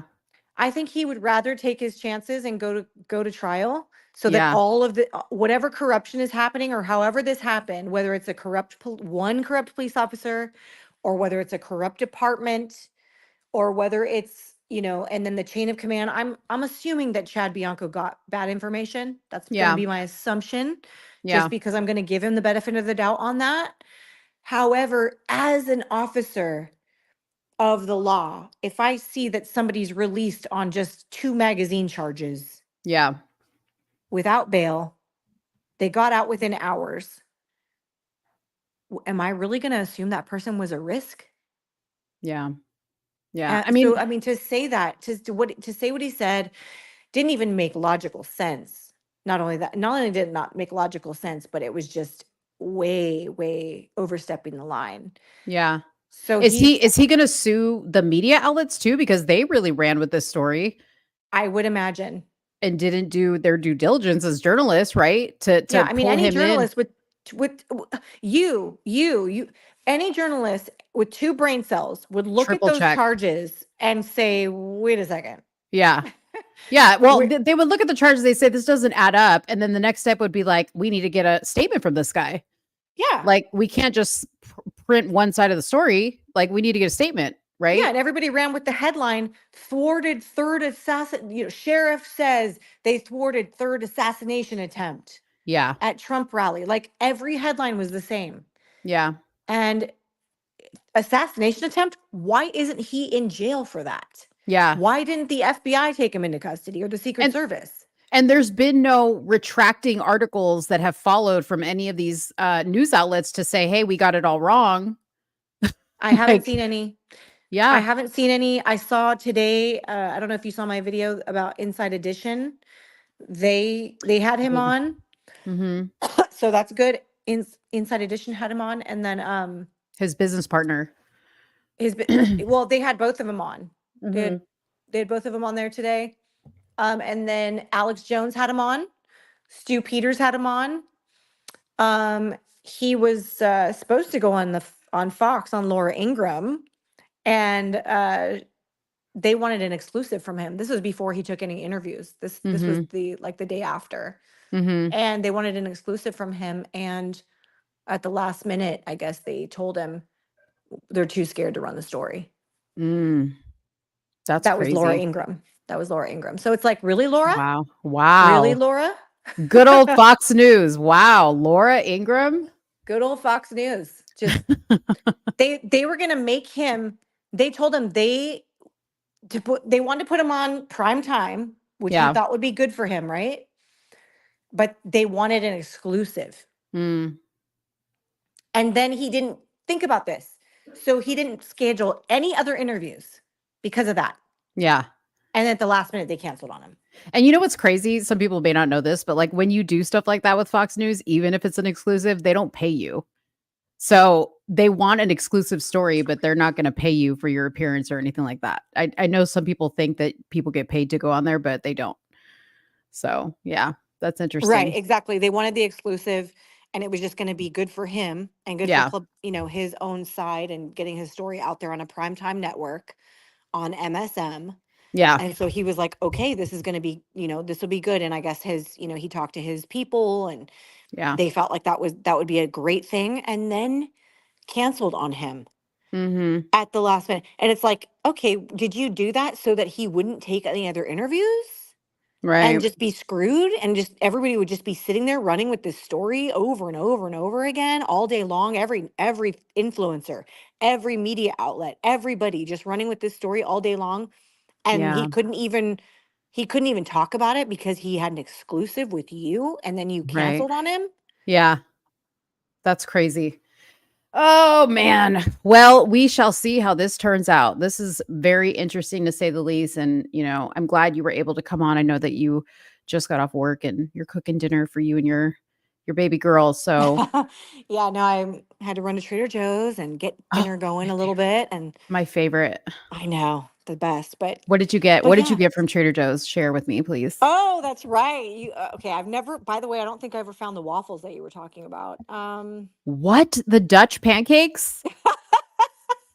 I don't think I did. You have to go back. I don't think I did. I have to look in my freezer. Maybe I tried to buy some. Yeah. So I got pork chops. Okay. I got some Alaskan cod that I'm going to cook at some point. We Yummy. got some organic Brussels sprouts, little baby corns. We got some celery, grapes, organic strawberries, organic grapes, organic celery. These are the things that we love to eat over here. We have and then right now they have the bats and ghosts, like potato crisps. Yes. Those are so good. Everything there is Halloween, good. Huh? Everything there is good. Oh my gosh, everything there is good. I know. Shout out to Trader Joe's if you want to sponsor me, because all I do is talk about you. Oh, they're amazing. Yeah. So we got a bunch of good stuff, a bunch of goodies, and kombucha, and their little pure coconut smoothies. They're just these little white things. Those are good. Yes, those are delicious. Yeah. I love those. Yeah.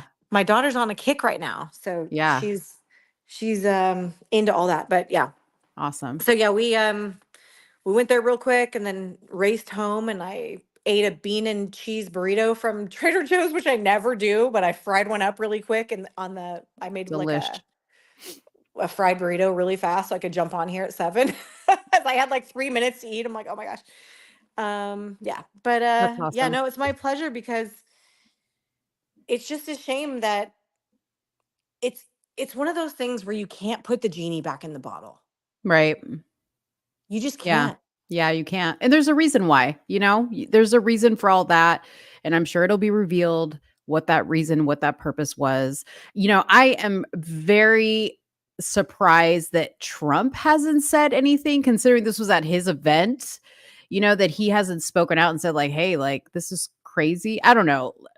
Maybe he's got other things going on, but this seems like a big deal to me. Okay. Considering the guy has literally gone through a few of these situations and this one's not real, that, he would at least want to lend his name to helping to clear this guy of these allegations. I don't know, but we shall see. We shall see. Yeah, exactly. I mean, the Secret Service did basically say like, yeah, Yeah. there was no danger or whatever, but they probably didn't even really know. Who knows if they even knew what the charges were when they made that statement? I don't know. Right. But it's like, not only was there no danger, he wasn't even anywhere near the venue. Yeah. The headlines made it sound like he was carrying guns on his person trying to get into the rally. Yeah. I mean, that's just the way it sounded. They didn't Yeah. say that, but that's the way it sounded.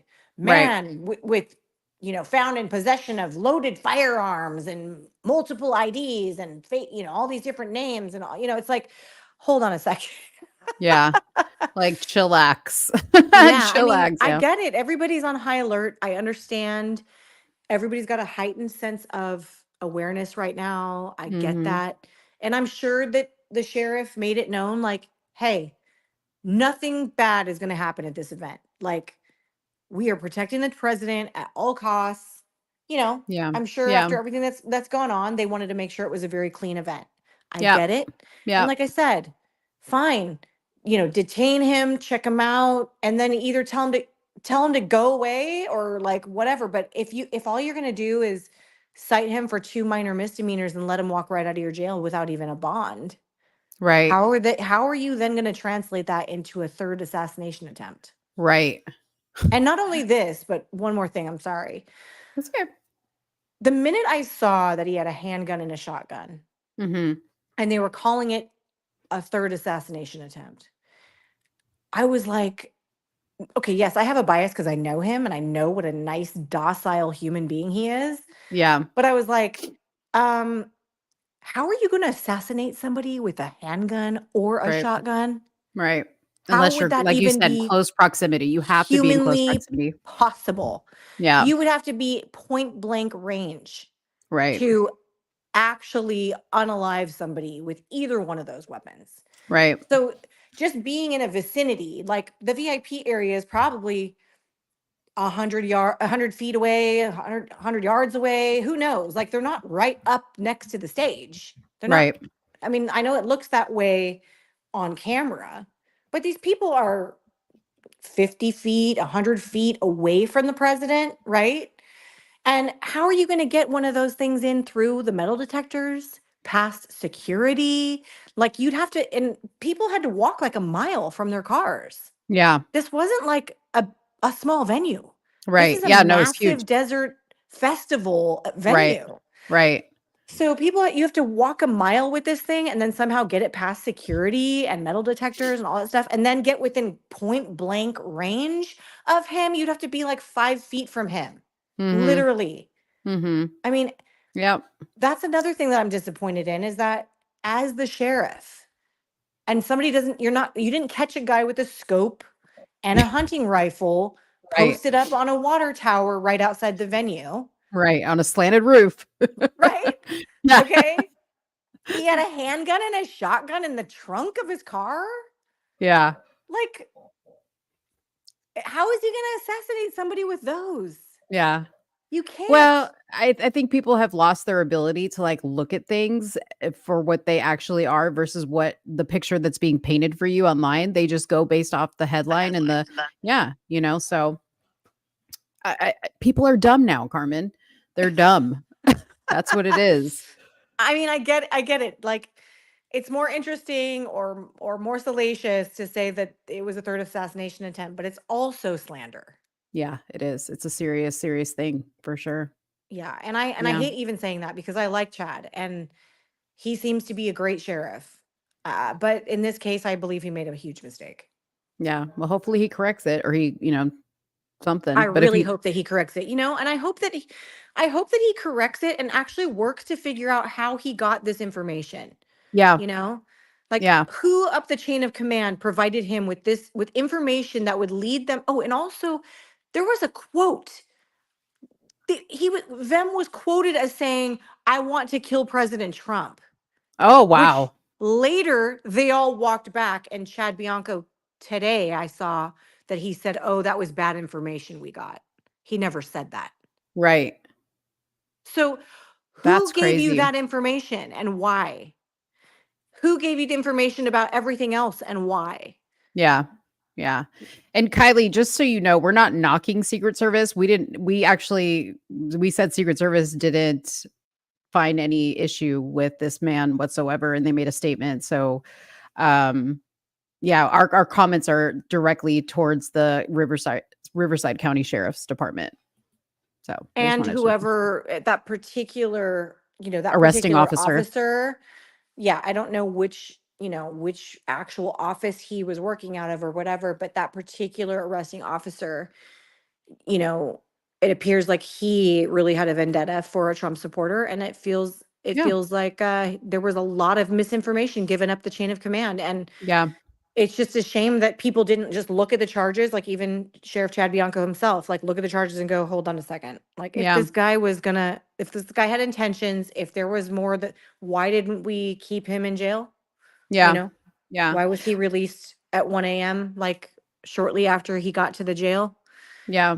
I mean, I said this to you and I'll say it here. And this is just purely on a conspiracy level because you know how I love conspiracy. But I told Carmen, I said, after seeing how they handled North Carolina and listening to guys that were on the ground rescuing people in North Carolina, telling how they were stopped by local police there and told they couldn't go any further, told they couldn't help, told they couldn't do this, they couldn't do that.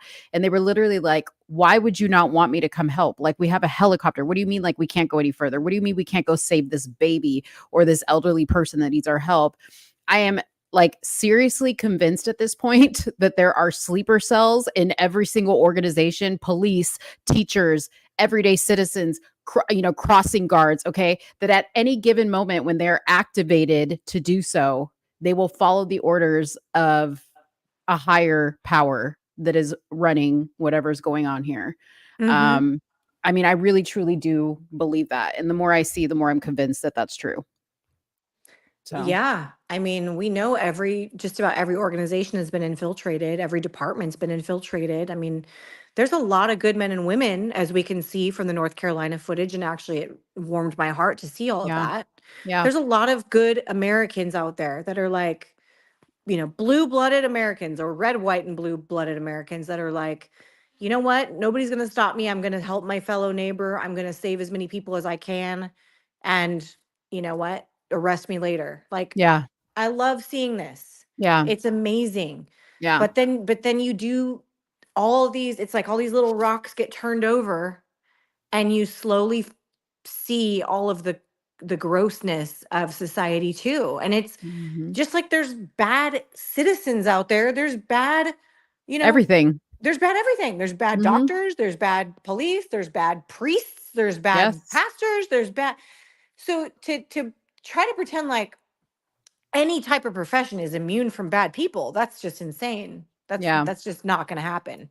Yeah. I mean, we admit even our own pastors and priests are corrupt at times. So, right.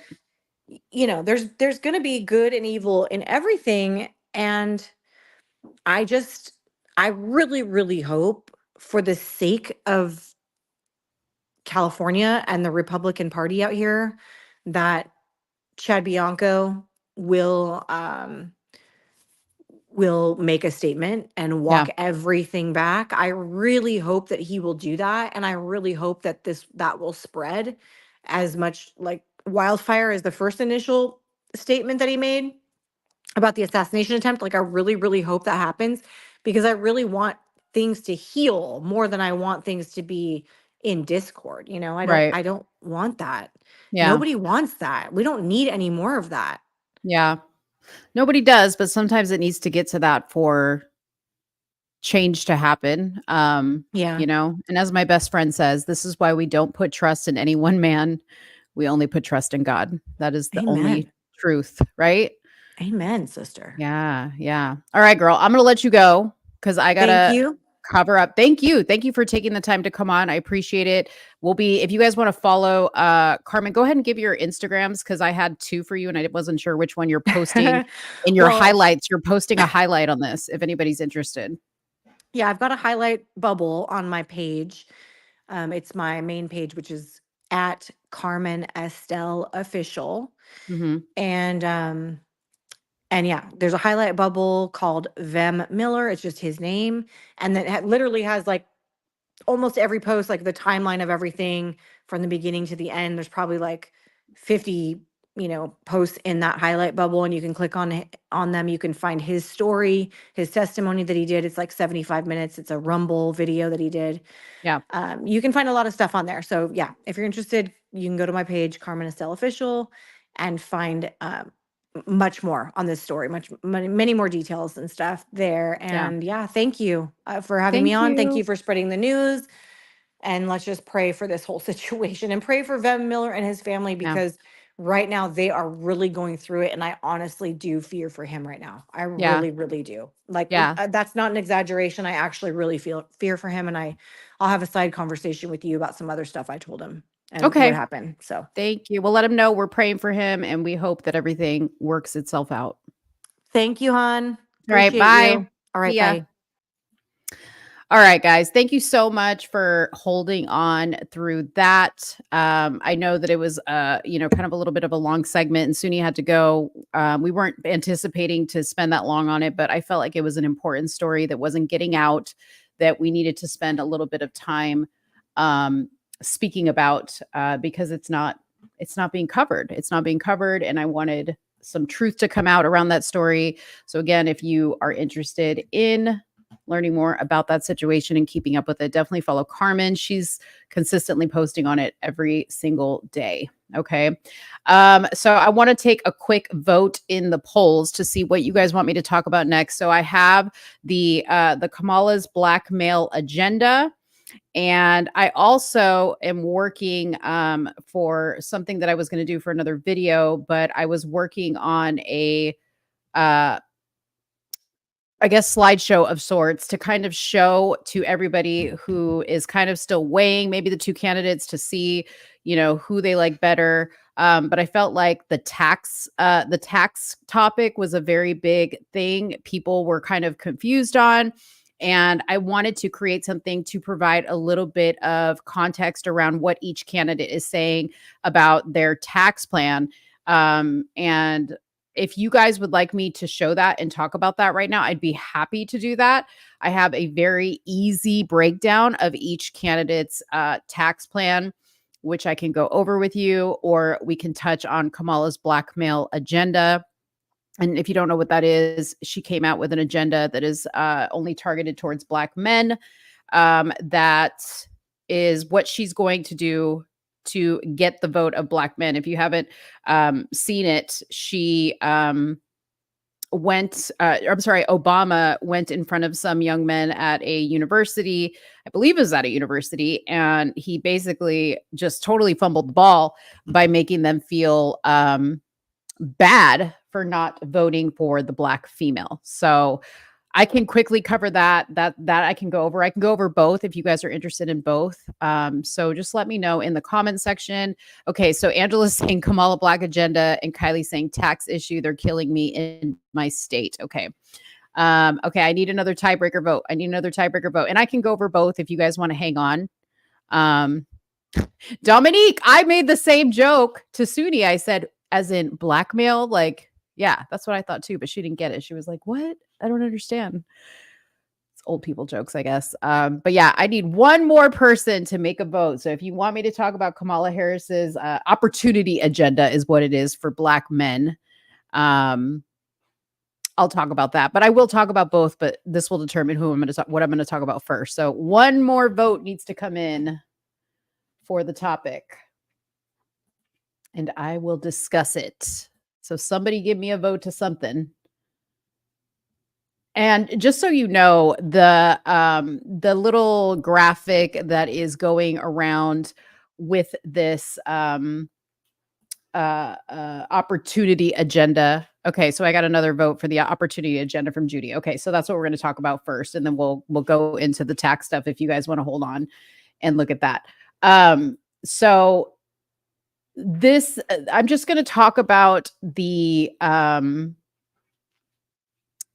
little graphic that is going around that was dropped by the Harris campaign, because that's all that anybody is actually seeing online. But just know that there is a more detailed information on her website, and I will show you guys that as well before we kind of close out this show. So without further ado, let's look at the agenda, the opportunity agenda for Black men. Okay. And again, it's just my personal opinion that this is something that she kind of felt like she needed to come out with, because Obama really just like blundered everything when he went and, you know, told these Black men, hey, like you better vote for the Black female. You better give her your vote because you're Black. Okay. She knows our struggle, even though she says she came from a middle-class family. But if you guys have been watching Kamala Harris's breakdown of her genealogy, she actually came from a very privileged Jamaican family, just so you guys know. But that's another story. I digress. Okay. So here is what's floating around on social media. So I'm pulling this straight from her page. She said here, Black men deserve a president who cares about making their lives better. Okay. So basically what she's saying right there is their lives are not good. So they could be better. Okay. It depends on how you look at it. We can go over some of the comments, but if you guys have been looking at some of the comments on this particular post, on any graphic that you've seen anywhere, the comments are not good. Okay. Like, and when I say that, I mean, they're not good for her.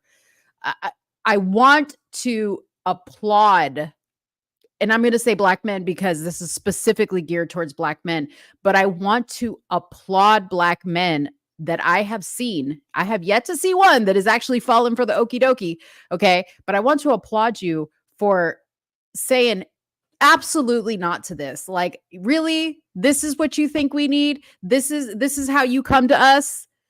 They think it is the most disrespectful, insulting thing one could possibly put out to any people, okay? But specifically to Black men, okay? So, and I want to say this, okay? I'm going to address that, yes, Trump did the platinum plan for Black people, and it's essentially, if you want to just look at it, you know, tit for tat, it's essentially the same thing, right? The platinum plan was specifically for the Black community. It wasn't for Black men or Black women. It was for the Black community. And I can pull that up and we can go over that if you guys need a refresher, okay, on that. But this is specifically towards Black men. And it's not so much that it's specifically towards Black men, but it's what's in it. Okay. So let's talk about it. These are, again, the high points. Number one, provide 1 million loans that are fully forgivable up to $20K for Black entrepreneurs and others to start a business. So I'm assuming the others means that it applies to other people besides Black entrepreneurs, or maybe it applies to Black women. I don't know. Okay. Her website has a little bit more context around these things. And this is why my slides on the tax plan comparison that I put together for you guys is important, because what to always keep in mind when we're looking at these types of things from any candidate is who's going to pay for this. Okay. So you're going to give fully forgivable loans that means up to 20,000. So it can be anywhere from 1,000 to 20,000, depending on, I don't know what, but who is going to pay for it? How are you going to pay for this plan? This is what she always fails to outline. Okay. Number two, support education, training, and mentorship programs that lead to good paying jobs for Black men, including pathways to become teachers. So apparently there is a statistic out there that says not enough Black men are teachers. I don't know if that's true or false, or, you know, I have no reason to believe it's not true. But she wants to support education and training and mentorship programs that lead to good paying jobs for Black men. Okay. So apparently Black men, there are Black men out there that don't have good paying jobs. To be fair, there are white men, there are Asian men, there are Latino men that do not have good paying jobs. There are some that don't have a job at all. Okay. So why this is just specifically for Black men, I don't know. Why she thinks Black men need specific help that any other man doesn't need, I don't know, but we'll keep going. Okay. Protect cryptocurrency investments so Black men who make them know their money is safe. I'm going to talk about cryptocurrencies in my tax comparisons. So stay tuned if you're interested about that. But apparently another statistic shows that a lot of Black men do cryptocurrency investments, which nothing wrong with that. Why their money is not as safe as other people that do cryptocurrency, I'm not sure. I'm not sure about that. I don't know much about cryptocurrencies, so there's that. Launch a national health initiative focused on the illnesses that disproportionately impact Black men. I didn't know that there's specific illnesses that impact Black men in general. I know that there are certain ethnic groups that are more susceptible to getting certain illnesses, but I don't know specifically of the ones that specifically impact Black men. But apparently they're there. So she's going to launch a national health initiative. I don't know what that means. Okay. As we heard in her Univision town hall, okay, you heard a child of immigrant parents and also a U.S. citizen talk about how healthcare ain't even working for them. And they're not Black. Okay. And one is an immigrant and one is a citizen and it ain't working for them. So how she's going to fix it for Black men, your guess is as good as mine. Okay. Now, here is the one that just really ticked me off, and I'm not a Black man, but I know it really ticked Black men off because in the comments, they were just like, this does not apply to all Black men, honey. Okay. Legalize recreational marijuana and create opportunities for Black Americans to succeed in this new industry. So that might be selling it. That might be having marijuana farms, right? Again, I don't know how successful or not successful they are in marijuana farms. But one interesting thing that I do want to put up here that Soonie sent to me this morning, if I still have it. Here it is right here. So let me just send it to myself because she pulled up this super interesting statistic. Because as you know, Kamala Harris likes to tout her career as a prosecutor. So let's bring up some stuff from when she was a district attorney in California. Okay, Soonie did the due diligence, as you know, Soonie often does. And she pulled up the admission by offense group for hashish and marijuana offenses for the California Department of Corrections and Rehabilitation. This goes from 2011 to 2018. And Kamala Harris was a prosecutor during this time. She was a part of making laws in the state in regards to these things at this time. And you can see here in 2011, 2012, 2013, you can see right across here that marijuana possessions for sales, there was 519 in 2011, 140 in 2012, and so on and so on. You can kind of see as the years went on, it kind of went down. Okay. I don't know if that's because they also got kind of lax on prosecuting people for these types of crimes. And also, it's California. So, and then here you have marijuana sales and marijuana offenses. Okay. So I just wanted to put that up there so that you guys could see. But let's go back to the Instagram post because I do want to share with you some of the comments from people. Okay. So I'm not going to read the blue check marks, what they commented. I just want to read regular everyday people's comments on this stuff. Okay. So this guy, RJ Single says, Black people keep asking for policies specific to Black people. And when you offer them, it's considered pandering. Okay. So this guy, apparently, I think he likes this, or he's getting upset because there's Black people that are like, no, this ain't it. As a black man, this is ultra cringe and it's giving heavy desperation and pandering for the black man's vote. Okay, that's what he's responding to, that other guy.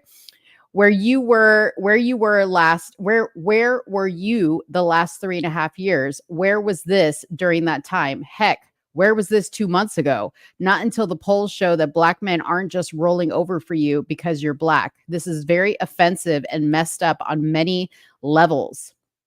Somebody else said Trump button. Another guy said, what the F is wrong with black men voting for Trump? I'm speechless. This guy said, from there's no agenda for us to, wow, she's pandering. At some point, we need to move past outrage and be constructive. Didn't you prosecute black men over marijuana possessions? Yes. So I think the number of black men that she prosecuted during her time as a prosecutor for marijuana possessions was 1,500, I believe, were put in jail.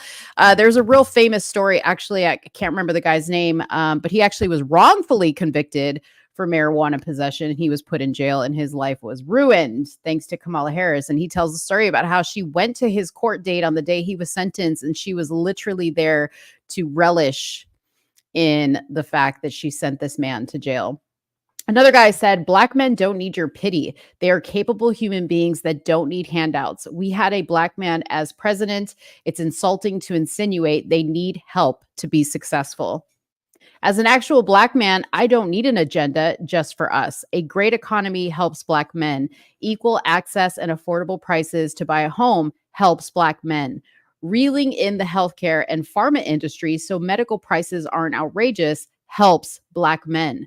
Whether these blind brothers or know it or not, ensuring women's rights and their autonomy over their body also helps black men. Please don't feel the need to give sound bites. The ones who know, we know the struggle to get here. We hear the voices so many before us and are not distracted by social media and modern day fools. I thought that was an awesome comment. Okay. All right, so let me show you, just because I like to be fair, I'm going to take you to the Trump Platinum Plan, because if you guys didn't know that Trump had a plan also for not black men, but black people. This was more targeted towards the black as a whole, the community. He came up with this Platinum Plan, and I believe, correct me if I'm wrong in the comments, I believe this kind of came out towards the end also of his run. Okay. So, to be fair, he dropped this kind of close to election time, I believe. Okay. I'm not sure. Okay. So here is what President Trump at that time had promised black individuals. Ooh, why is it so big? Okay.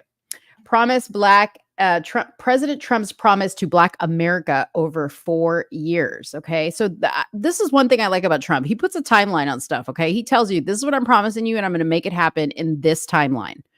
Okay. Except for putting Hillary in jail. That never happened. And I want to know why.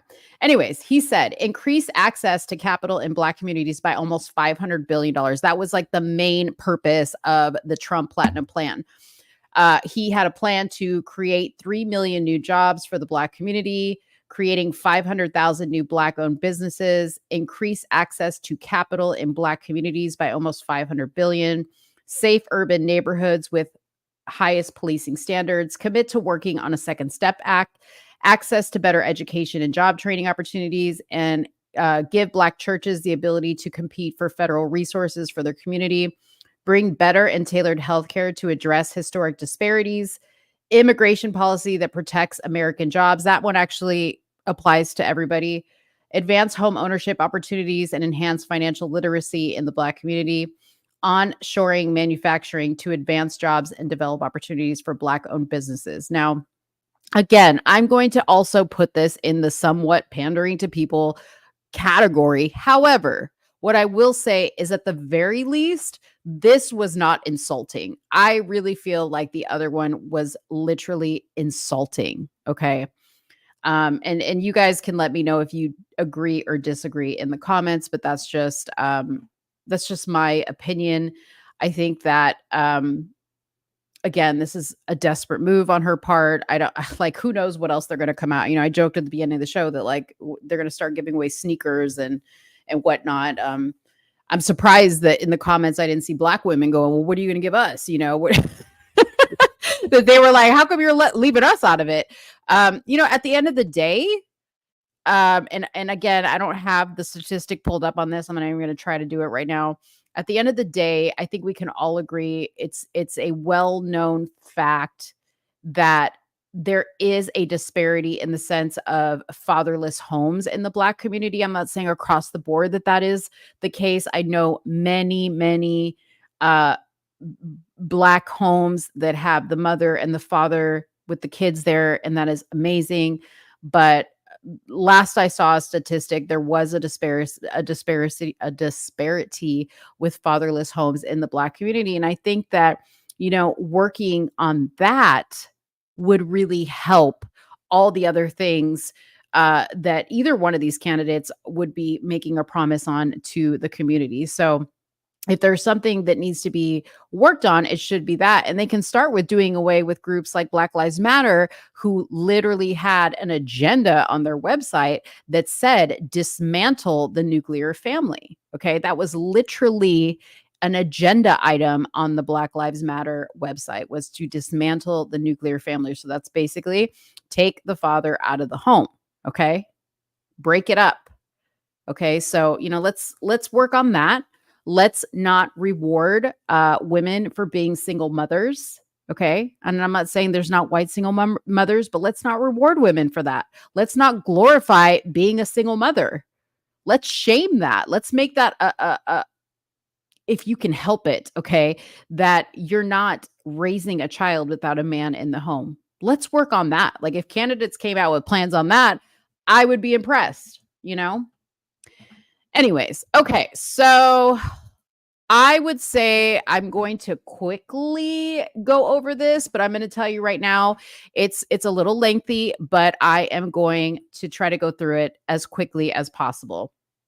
Okay, so I did these slides so that you guys can see, and actually, let me kind of close out some of this stuff. Sorry. We'll have to talk about the Tim Walz allegations another day, because Soonie has some thoughts on that, and I don't want to go too far and not, keep her involved in the discussion. Okay, so this is what I have right here. So again, this is my slides that I'm putting together on the comparison between Trump's tax plan and Kamala's tax plan. Now, what's important to know is the taxes that we're currently functioning under are still President Trump's tax laws. Okay. The reason why none of us are really feeling the benefit of that is because of inflation. Okay. Things are more expensive. And that's what's going to impact that. But if you have low inflation and you have a great tax plan, it all works great. And I'm going to show you how that works. So this is basically, going to explain all that. Okay. So what we have, why is it not progressing? Okay. So currently the standard deductions are as follows. So currently for a single taxpayer, you get a $14,600 tax deduction. So when you do your taxes, this is the standard for singles, and then $29,200 is the standard for married taxpayers. So unless you're somebody that, keeps track of your deductions and you just choose to take the standard deduction that the federal government offers, this is what it is. Okay. This is what they're giving you as far as a deduction. Now, the future, once the Trump tax plan expires, okay, it's going to go down. Okay. So this is important to know, that the current is what Trump set in place, but that expires this year. Okay. So unless the Democrats renew that plan or President Trump comes back into office, he's already said he's going to renew this plan. This is what it's going to look like, this far right column. Okay. Single taxpayers are only going to have a tax deduction of $7,000, $7,300. Married couples are only going to have a deduction of $14,600. Okay. So that's going to be a decrease in your deduction. So basically, if it's a 20% QBI tax deduction, $100,000 business income, that would give you $80,000 of taxable income. Okay. Now, right now, it's 20,000. It's a big difference. Okay. As far as individual income tax rate, it is at 2.6%. I'm sorry, the current tax rate is 37%. Once the Trump tax plan expires this year, unless he becomes president, you will see an increase of your individual income tax rate go up to 39.6%. Okay. So you'll be paying an extra $2,600 in taxes. This apply, and by the way, these plans have no color lines. These are for everybody. Okay. Things like bonus depreciation, okay, would expire. So that basically means that, like, if you had an investment property or you had a business, these are things that you would typically be able to write off with your business, whether it be equipment, machinery, a vehicle, that would expire. You wouldn't be able to do that, okay, if you had a business and you're doing that now. That I don't know that would completely disappear, but it would definitely change, okay? So as far as an opportunity economy goes, Kamala Harris, that's what she's calling it, the opportunity economy. This is what she is proposing for her tax plan. So she's proposing tax cuts for new businesses, tax cuts for first-time homeowners, tax cuts for families with newborn children, and tax cuts for low-income individuals. So this is why I wanted to show you guys this and put this together so that you guys could understand what this means. So we're going to deep dive on hers, and then we're going to deep dive into Trump's and kind of show a comparison. So some of these, Kamala doesn't have a plan on some of these things, and some of these, Trump doesn't have a plan on some of these things. Now, but I want to keep reiterating to you that the current tax plan that we are going through is what Trump set in place before he left office, okay? So Kamala says that no one earning less than $400,000 per year would pay more taxes. Okay. So basically, you're not going to feel, according to her, any tax increase if you earn less than $400,000. Okay. This I put a permanent over because this is what Trump is wanting to renew if he gets back into office. And this is what you're experiencing right now. So currently, the tax cuts under the Trump tax plan that we are all under right now until the end of the year is corporate income tax. They pay less. Tax cuts for individual tax rate. Tax cuts for depreciation deduction and a 20% QBI deduction. So that's like your business deductions. Okay. So tax plan for new business owners. Okay. So over 70 million Americans earn a small business. Okay. So this, I know a lot of friends that this is what interests them, is how this is going to help small businesses. Okay. So right now, this is the current tax law for new business owners. Okay. So understand that what I'm talking about is only going to impact new business owners. Okay. So right now, you get up to $5,000 startup cost deductions. Okay. So anything that you had to spend to start up your business, you could deduct up to $5,000. And then, like, anything that exceeded that, you would basically have to deduct over the course of the year. So, like, let's just say, and I use the $50,000 because Kamala Harris is promising a $50,000 startup deduction. Okay. So I'm using $50,000. So let's just say it costs $50,000 to start up a small business. This is how it would work. So the first year under the current plan, you would deduct $5,000, and then you would have to spread your deductions over the next 10 years. Okay. So that's how it currently works. And I really want to suggest to you, Chad O'Jackson, he made a really good video because he is a small business owner. He owns a plumbing business, and he talked specifically about Kamala saying that nobody can start a small business with $5,000. I started a business with less than $5,000. In fact, I like to say I started it with no money at all. I just literally like advertise services, but not everybody has that situation.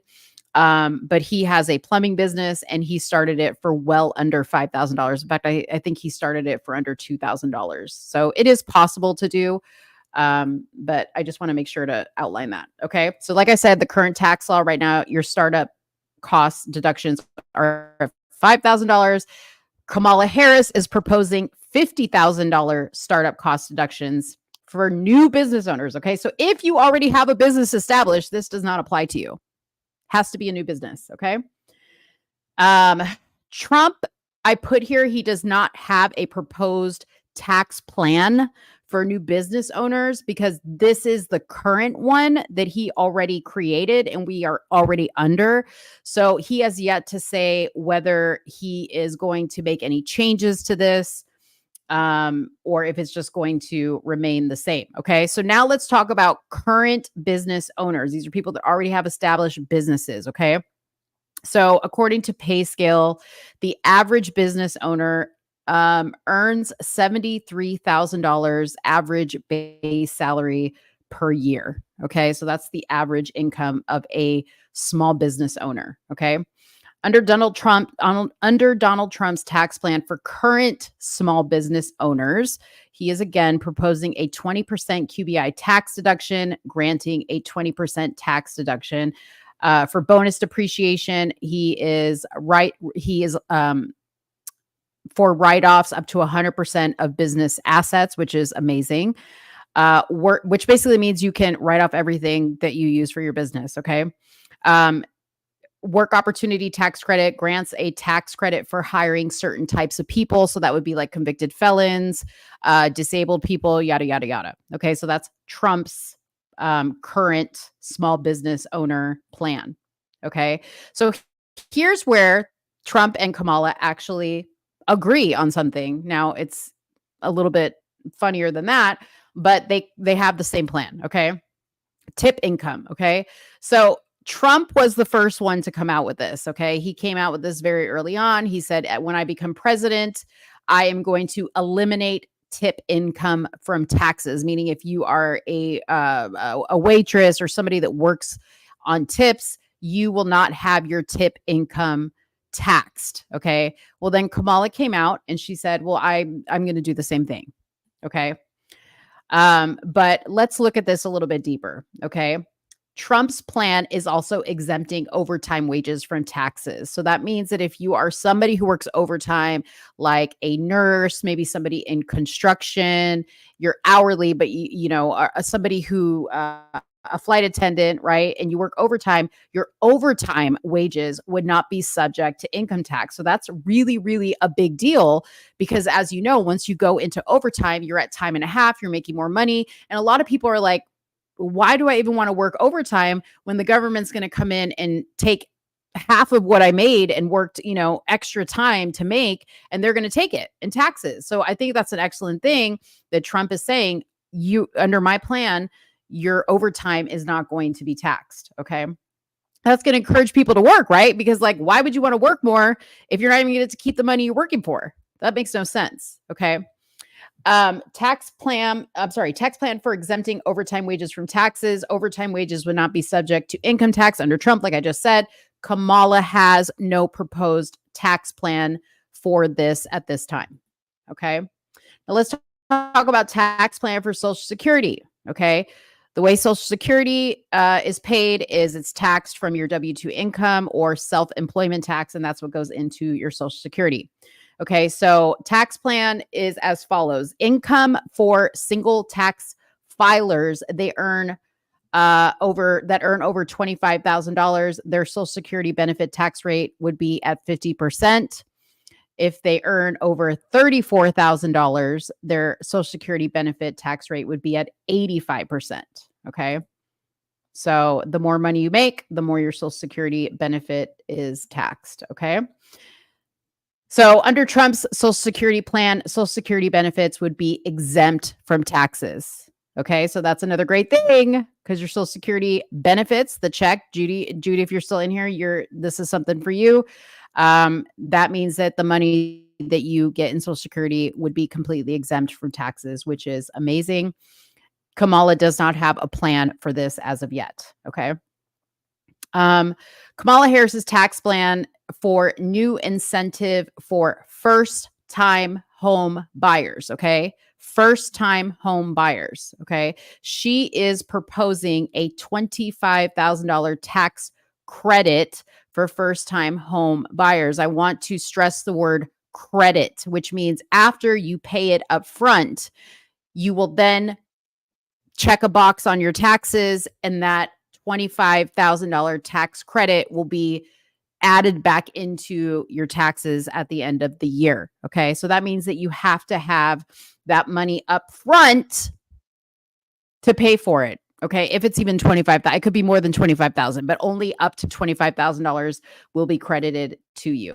Okay. Specifically, I wanted to highlight in the plan, it says, as more new homes are built and affordable housing supply increases, Vice President Harris will provide first-time home buyers with up to $25,000 to help their down payments, with more generous support for first-generation homeowners. Okay. So that means that like nobody in your family has ever owned a property before. Now, who do you think that that's going to benefit? It's probably going to benefit the immigrants. Okay. More than anybody. I'm not saying it's not going to benefit anybody, but it's probably going to benefit immigrants more because there's not going to be a record of anybody in the United States before them that is buying a home. Okay. All right. So as I said, her plan is $25,000 tax credit for first-generation home buyers and $10,000 for first-generation home buyer support. Okay. So maybe as low as 10,000, as high as 25,000, I'm assuming. Again, we got to look into the details on that one. Trump does not have at this time a proposed tax plan on that. But we'll keep you posted. Okay. So Donald Trump's tax plan for real estate investors. Okay. Now I'm not a real estate investor, so forgive me if I'm messing this up in any way. I just pulled this information. But he has a 20% QBI tax deduction.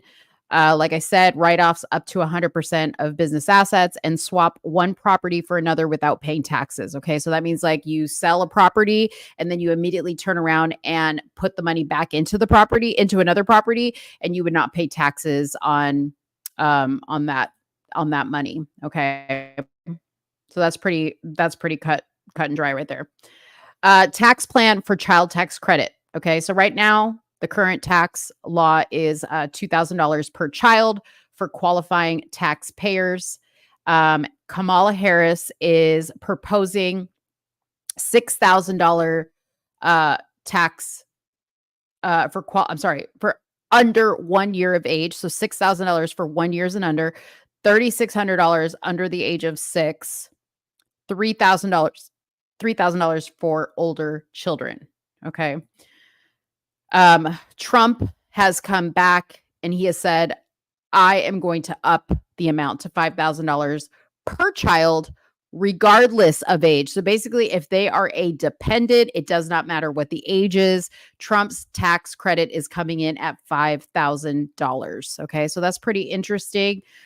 He's kind of like meeting in the middle on that one. But again, it depends on which one would work better for you. Okay. All right, let's talk about earned income tax credit. Provides a tax credit. Earned income tax credit provides a tax credit to people who earned less than $60,000 per year and income. Okay, so basically, you get a tax credit if you are below $60,000 per year. You get a certain percentage. Okay, this is just telling you kind of like what it is currently.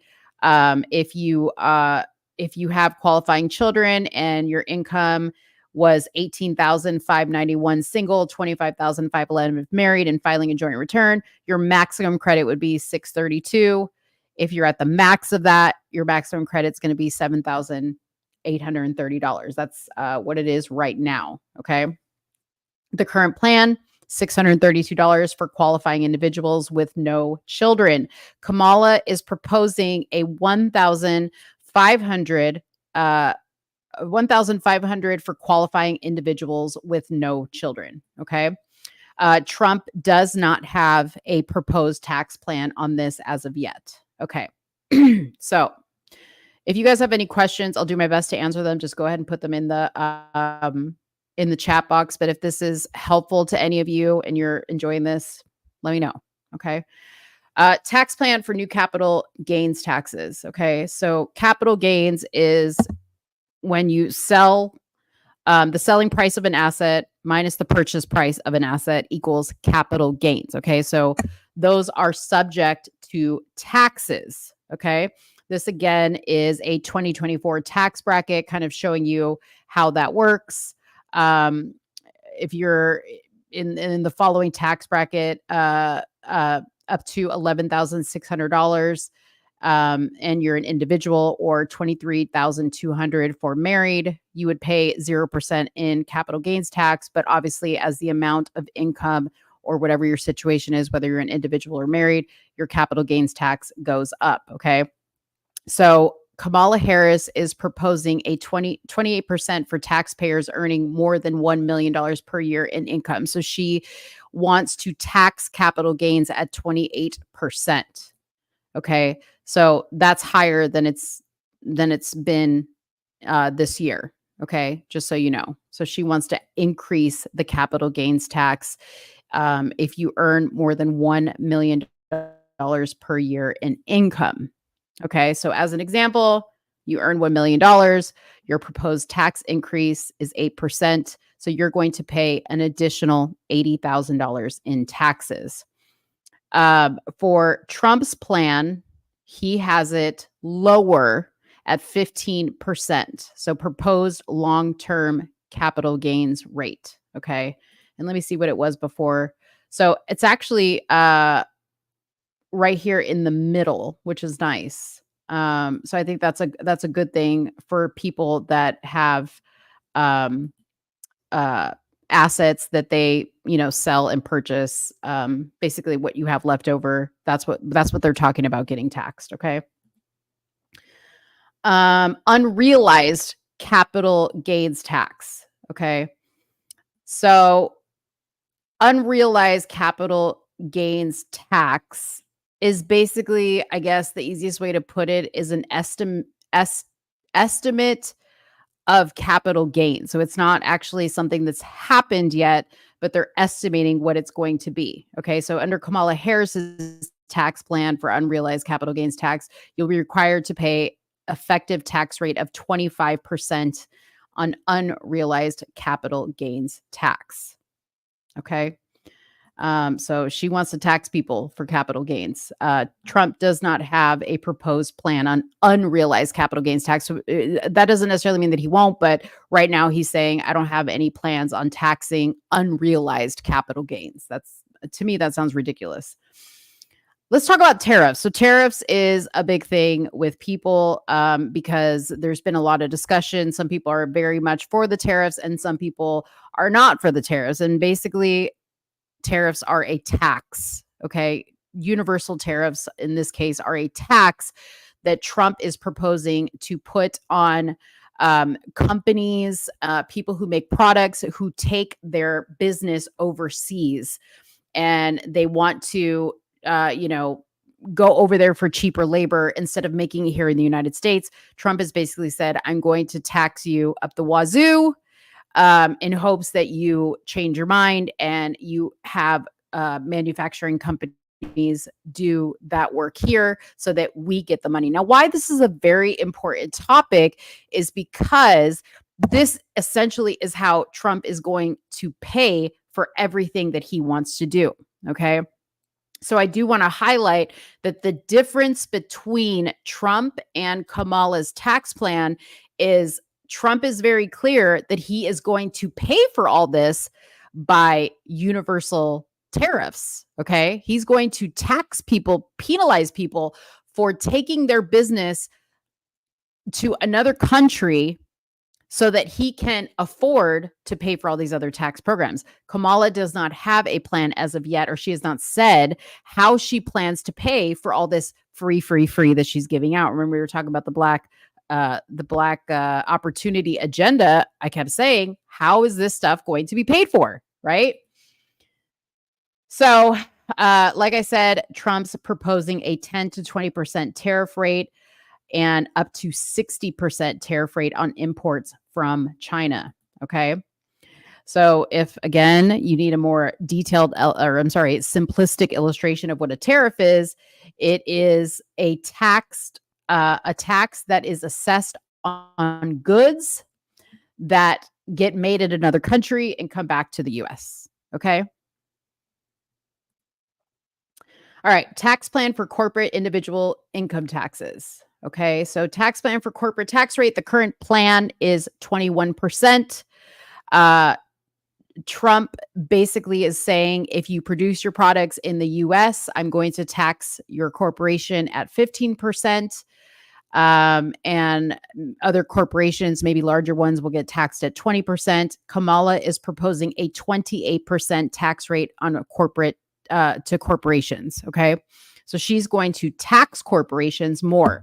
Now, what that's going to do, just so you know, is she's not trying to stop corporations from making products overseas and then bringing them back to the US to sell them.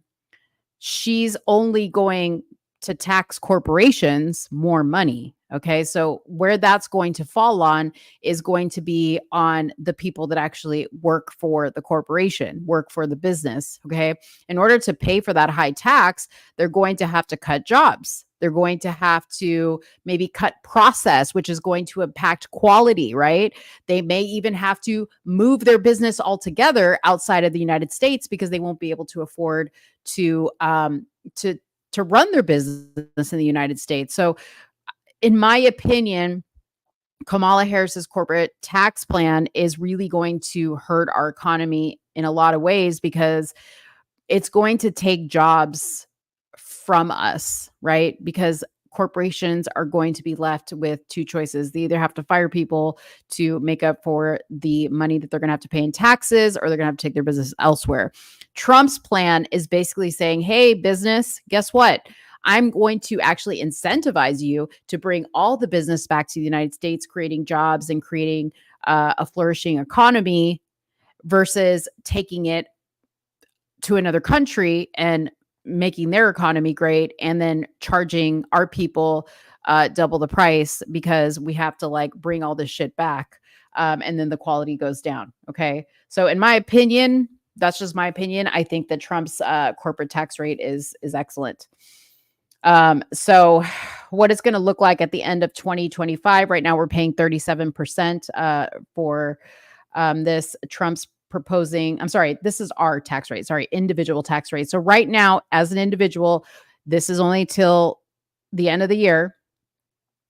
I put at the end of 2025, it's the end of 2024. We are at a 37% individual tax rate. Trump wants to keep it that way. That was his plan. He wants to renew that. Kamala Harris wants to raise your individual tax rate to 39%. Okay. So I didn't see a whole lot of comments while I was giving this presentation, but I hope you guys found that useful, that it made sense to you, and that maybe it helped you weigh, what you think about either candidate and their tax plan. I think the tax plan is probably one of the most important things. I think people are really going to understand how important when the current tax plan, the Trump tax cuts expire at the end of the year. It's going to be a big deal.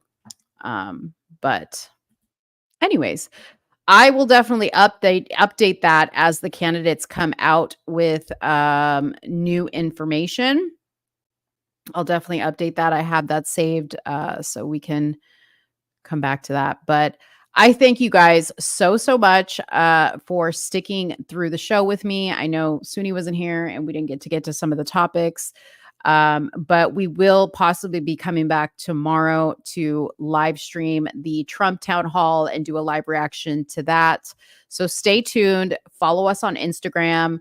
Follow us on TikTok, follow us on Facebook, and we'll definitely be posting if we do plan on doing a show tomorrow and you guys can come out and join us. That would be great. So you guys have a fantastic rest of your evening. Thank you again for joining us. Come back and check us out for sure next Tuesday, because we do a show every Tuesday, and possibly tomorrow for the Trump town hall. Thank you guys so much. Have a great night, and I'll talk to you later. Bye-bye.